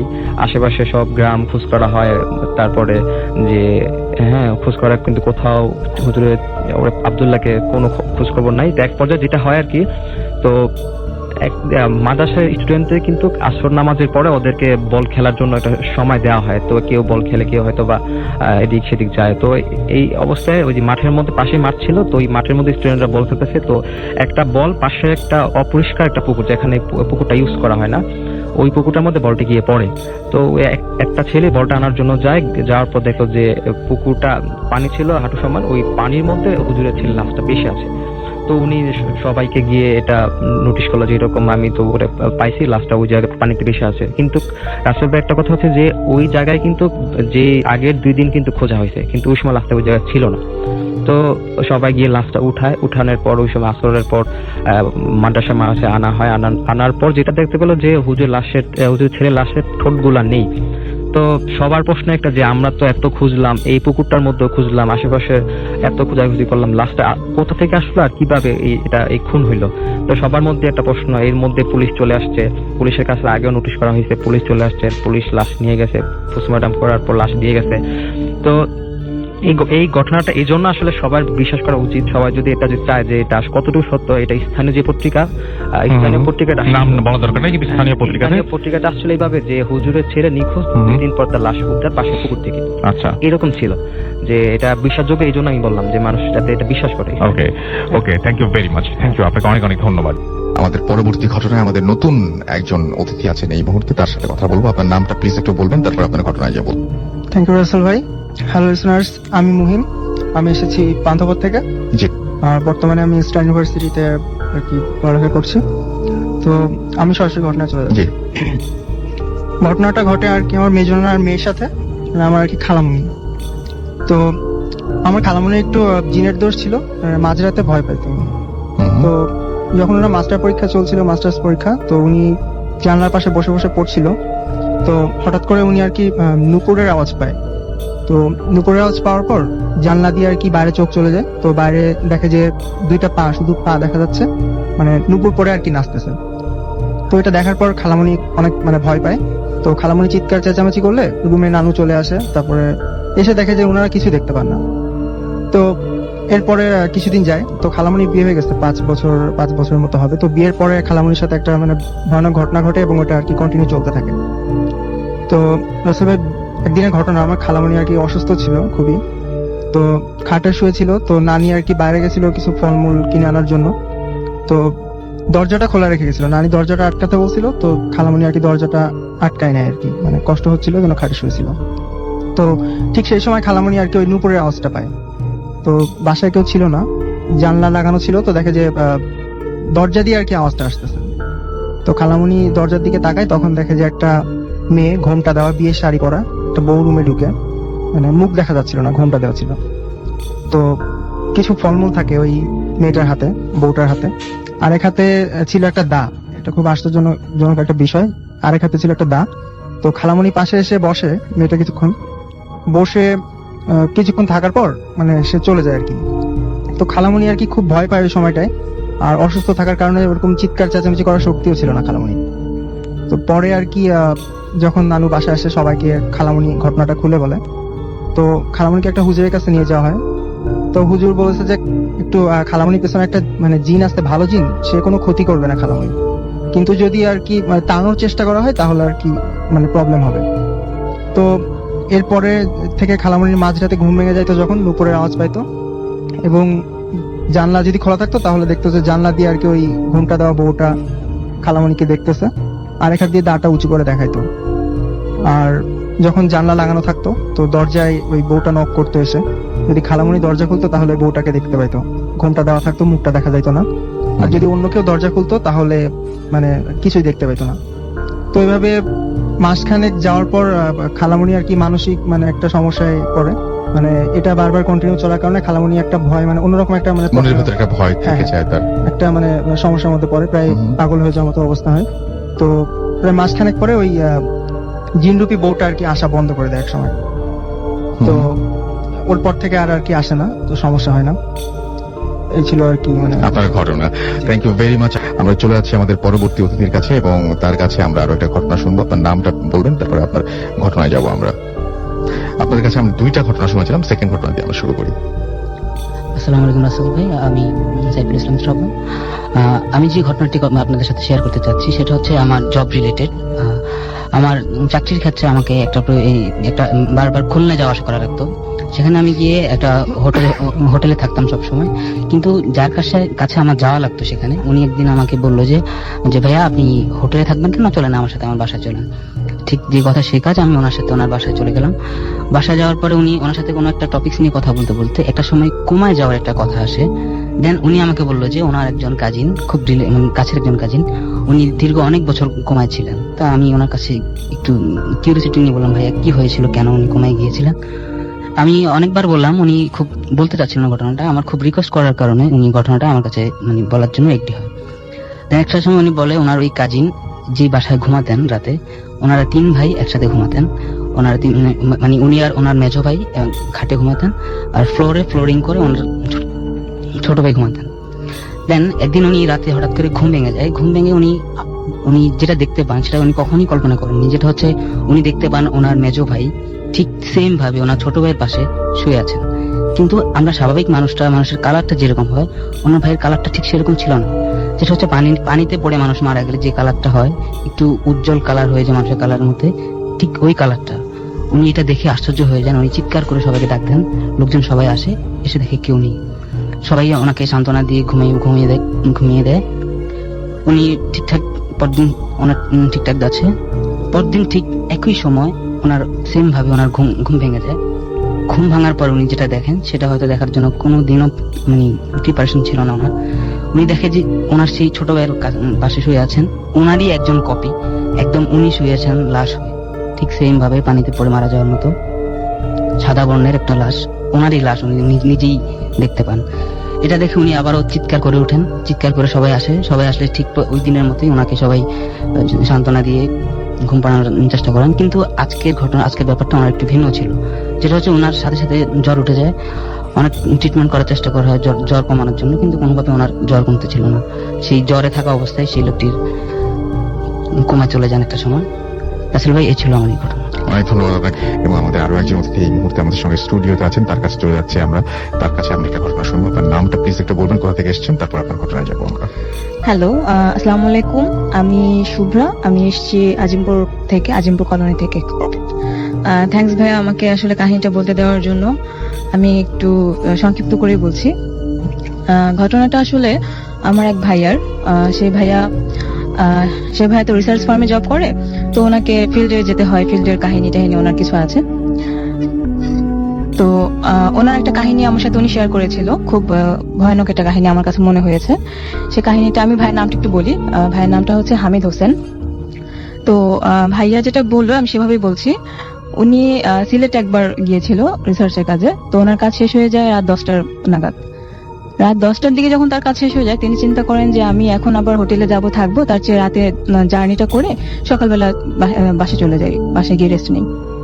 তো যথারীতি উনি 11টার দিকে পৌঁছে 12টার দিকে গাড়ি ছাড়লো। সে গাড়িতে উঠে ঘুম ভাব হয়ে ঘুমিয়ে গেলেন। ঘুমানোর পরে ওনার কাছে প্রায় 1-1.5 ঘন্টা পরে উনি হুট করে জেগে যায়। জেগে যাওয়ার পরে আশেপাশে তাকিয়ে দেখে বাসে কোনো মানুষ নেই, মানে পুরো ভর্তি বাস, অথচ উনি জেগে দেখে যে কোনো মানুষ নেই, আচ্ছা কোনো প্যাসেঞ্জারই নেই। দেন সে উঠে চিন্তা করে যে বাসে প্যাসেঞ্জার নেই, কোনো সমস্যা হলো কিনা বা কোনো মানে গাড়ি নষ্ট হয়ে গেল কিনা। তো ঘুম থেকে জেগে সে যখন এটা দেখে, সামনে যায়, সামনে গিয়ে দেখে যে কোনো হেল্পারও নেই, ড্রাইভারও নেই, অথচ গাড়ি কিন্তু চলছে, গাড়ি রানিং চলছে। এমন সময় সে এটা যখন নোটিস করে তখন খুব ভয় পেয়ে যায় যে এটা কিভাবে সম্ভব, তাহলে কি গাড়ি ব্রেক ফেল করলো? সে মানে অনেক সাহসী, তো সেটা চিন্তাই করতে পারছে না যে আসলে প্যারানর্মাল কিছু হচ্ছে তার সাথে। তো সে কি করলো, তখন ওই মুহূর্তে যখন দেখছে যে না গাড়ি ঠিকভাবেই চলছে, গাড়ি কোনো ব্রেক ফেলও করছে না বা গাড়ি হর্ন দিচ্ছে, আবার সামনে দিয়ে কোনো গাড়ি আসলে সেটা সাইড দিচ্ছে, ঠিকভাবে চলছে গাড়ি। তো সে ওটা সামনে গিয়ে দেখে আবার পিছনে চলে আসে, ওনার সিটে চলে আসে। সিটে এসে বসতে না বসতে দেখে যে ওনার পাশে যে লোকটা ছিল সেই লোকটা ঠিকই আছে। আচ্ছা সেই লোকটা বসার পরে উনি আর কি চিন্তা করে যে এত মানুষ, প্যাসেঞ্জার আর কেউ নেই, উনি একা। তো উনি ওনার দিকে তাকালো, তাকানোর পরে ওই লোকটা এমন ভাবে ওনার দিকে অ্যাটিটিউড করলো বা এমন ভাবে তাকালো, এমন ভাবে হাসলো, মনে হয় এটা সবসময় হয়, মানে এটা একটা খুব নর্মাল একটা বিষয়, এরকম মনে হচ্ছিল। দেন সে কিছু বলার আগে ওই লোকটা জিজ্ঞেস করে, বলতেছে যে ভাই কি ভয় পাইছেন? তখন উনি চিন্তা করে যে কি বলবো এখন, এটা আমার কি বলার আছে, আমি কি বলবো। উনি তারপর সাহস করে জিজ্ঞেস করে যে আচ্ছা ভাইয়া প্যাসেঞ্জার আর সব প্যাসেঞ্জার কোথায়, আর মানুষগুলো কোথায়? পরে বলে এখান থেকে জাস্ট 5 মাইল যাওয়ার পরে সব বুঝতে পারবেন। তো উনি ওই একটা এক্সাইটমেন্ট কাজ করে ওনার যে 5 মাইল পরে গিয়ে জানতে পারবো আমি, মানে ওনার ঘুম ঘুম ভাব ধরেও না, প্লাস উনি জেগে থাকে যে দেখতে পারবো যখন, তখন একটু ওয়েট করি। জিনিসটা এখনো তার কাছে ক্লিয়ার হচ্ছে না, যেহেতু এখনো ড্রাইভার নেই, কোনো হেল্পার নেই, তারপর গাড়ি চলছে। দেন 5 মাইল যাওয়ার পরে সে দেখে যে ওটা তো চারপাশে পাহাড়, গাছপালা ছিল, অন্ধকারও ছিল মোটামুটি। তো চারপাশে তাকিয়ে দেখে যে গাছগুলো ছিল, সেই গাছগুলোর মধ্যে ওই প্যাসেঞ্জার গুলো সব ঝুলছে, অনেকটা ফাঁস দেওয়ার মতো। মানুষ মানে ফাঁসি দিলে যেরকম অবস্থা থাকে সেরকম ভাবে সারা শরীর এরকম সাদা হয়ে আছে, চোখ বড় বড় হয়ে আছে, জিভ বের করে আছে। এই চারপাশ দিয়ে মানে দুপাশ দিয়েই যে গাছগুলো আছে সেই গাছগুলোতে মানুষ ঝুলছে এবং রশিতেই ঝুলছে প্যাসেঞ্জার গুলো। তখন সে ওটা দেখে মানে চিন্তা করে যে আমি এটা কি দেখছি। আর এসব জিনিস কিন্তু মানুষ নোটিস করে নর্মালি কয়েক সেকেন্ড, কিন্তু উনি যেটা আমাকে বললো যে শুভ্র আমি প্রায় 1 থেকে 1.5 মিনিট এটা জিনিসটা আমি দেখছি, গাড়ি চলছে আর আমি পাশ থেকে দেখছি। আমি তখন যে কি বলবো বা কি করবো, আমার পাশের লোকটাকে আমি কি বলবো আমি সেটাও বুঝতে পারছি না। আমি দেখলাম, দেখার পর দেখতে দেখতে আমি এই যে চোখ বন্ধ করলাম, চোখ বন্ধ করে আমার সারা জীবন আমি যত সূরা জানি সব সূরা টুরা পড়া শুরু করলাম, সূরা পড়লাম, আল্লাহর নাম নিলাম, চোখ বন্ধ করতে করতে। এখন মাঝখানে একবার আমি তাকাবো যে সেই সাহসটা আমি পাচ্ছিলাম না। তারপরে যাই হোক সাহস করে তাকালাম, তাকানোর পর আমি বুঝতে পারছি না যে আমি তাকিয়ে আছি না চোখ বন্ধ করে আছি। তার কারণ হচ্ছে আমি যখন তাকালাম আমি বুঝতে পারছি যে গাড়ি চলতেছে, আমি গাড়ির ভিতরে বসে আছি, কিন্তু আমি তাকানোর পরে কোনো আলো দেখলাম না। গাড়ির ভিতরে কোনো আলো নেই, গাড়ির বাইরে যে সামনে লাইট থাকে, পেছনে লাইট থাকে, তার সেখানে কোনো আলো নেই। একদম খুব দূর দূরান্ত থেকে একদম সোডিয়াম লাইট গুলো 2-1টা দেখা যাচ্ছে, আর কিছুই বোঝা যাচ্ছে না। আচ্ছা দেন আমি আবারও মানে চোখ বন্ধ করে আবারও সূরা পড়তে শুরু করলাম। দেখি যে আস্তে আস্তে মানুষের কথাটা শোনা যাচ্ছে, মানুষের কথাটা আস্তে আস্তে মানে 2-1টা কথা শোনা যাচ্ছে। হুট করে একটা মানে হোটেল, আমি হোটেলের নামও বলছি না, গাড়ির নামও আমি বললাম না। তো হোটেলের সামনে নামানোর পরে আজান দিল ফজরের। দেন সবাই মিলে নামলো, নেমে কয়েকজন নামাজ পড়লো, সেও নামাজ পড়লো। এখন নামাজ পড়ার পরে তার কাছে জিনিসটা মনে হচ্ছে যে আমি আসলে এতক্ষণ যাদেরকে দেখলাম তারা তো আমার সাথেই আছে, আবার তারা কয়েকজন আমার সাথে নামাজও পড়ছে, তাহলে আমি কি দেখলাম, এটা কি স্বপ্ন নাকি বাস্তব? তারপরও সে বাসে উঠে 2-একজনের সাথে কথা বলে যে ভাই গাড়ি কি কোথাও থামছিল, আপনার কোথাও নামছিলেন? বলে না, গাড়ি তো এখানেই থামলো। তো তখন সে যাই হোক ওখান থেকে নামাজ পড়ে আবার রওনা দেয়। 6টার দিকে সে পৌঁছায় ঢাকায়। ঢাকায় আসার পরে সবাই নামে নর্মালি। ওনার সাথে যে লোকটা ছিল সেই লোকটা শুধু একটা কথাই বলে যে আজকে সাথে ছিলাম বলে রক্ষা পেয়েছেন। তো এই কথাটা যখন বলে তখন সে আবার চিন্তা করে কি ব্যাপার, এই লোকটা এই কথা কেন বললো।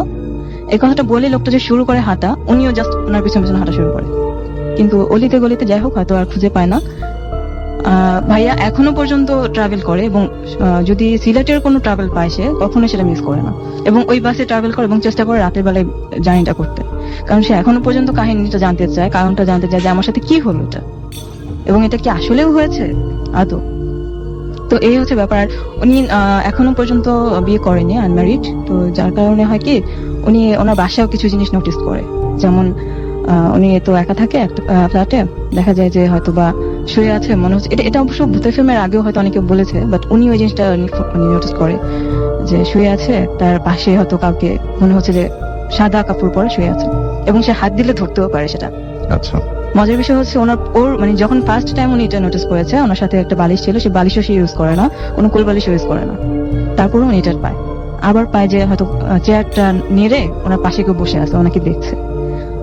উনি যখনই হয়তো তাকালো বা ভালোভাবে দেখছে, দেখা যাচ্ছে যে ওই একটা ছেলে মানুষের মতো টাইপের কেউ একজন বসে আছে ওনার পাশে। উনি কথা বলার মতো সাহস পায় না।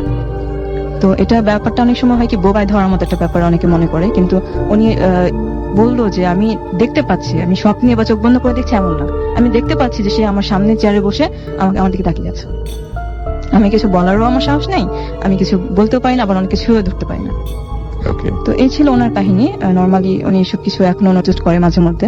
প্রিয় লিসেনার, আজকে আপনাদের সাথে বাছাইকৃত এমন একটি ভয়ানক ভূতের গল্প শেয়ার করব।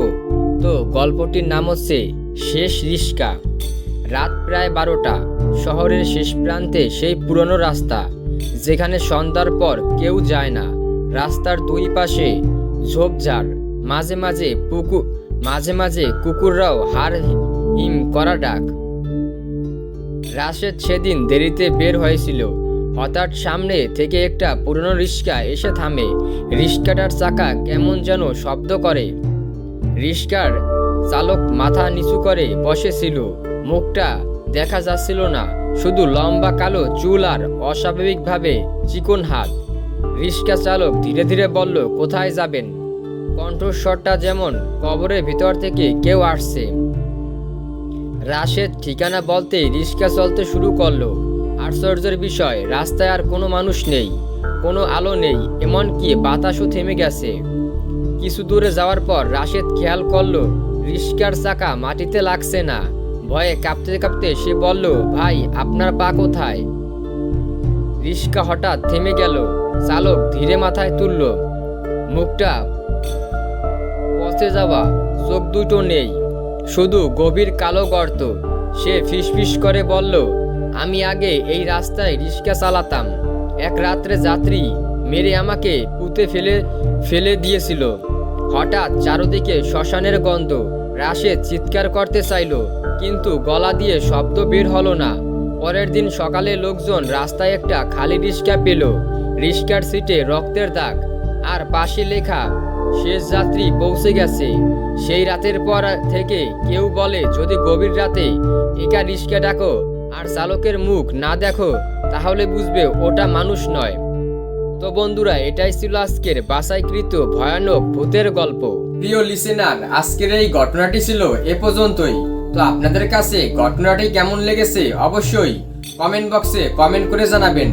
আর এরকম নিত্য নতুন বাছাইকৃত ভয়ানক ভূতের গল্প শুনতে অবশ্যই আজকের এই ভিডিওতে একটি লাইক দিয়ে চ্যানেলটি সাবস্ক্রাইব করে রাখবেন।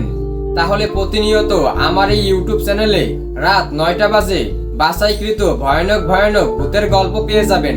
এবং আপনাদের সঙ্গে ঘটে যাওয়া ঘটনা কিন্তু আমার সঙ্গে শেয়ার করতে পারেন। তাই ইমেল করতে পারেন অথবা হোয়াটসঅ্যাপে ভয়েস মেসেজ পাঠাতে পারেন। তাহলে আপনাদের ভয়েস মেসেজ আমি পরবর্তী ভিডিওতে শুনিয়ে দেব। এবং আপনারা কোন কোন জেলা থেকে আমার এই ভিডিওটি দেখতেছেন সেটাও কমেন্ট বক্সে কমেন্ট করবেন। তাহলে পরবর্তী ভিডিওতে আপনাদের সুন্দর সুন্দর কমেন্ট এবং জেলার নাম আমি দেখিয়ে দেব। তো সকলে ভালো থাকবেন।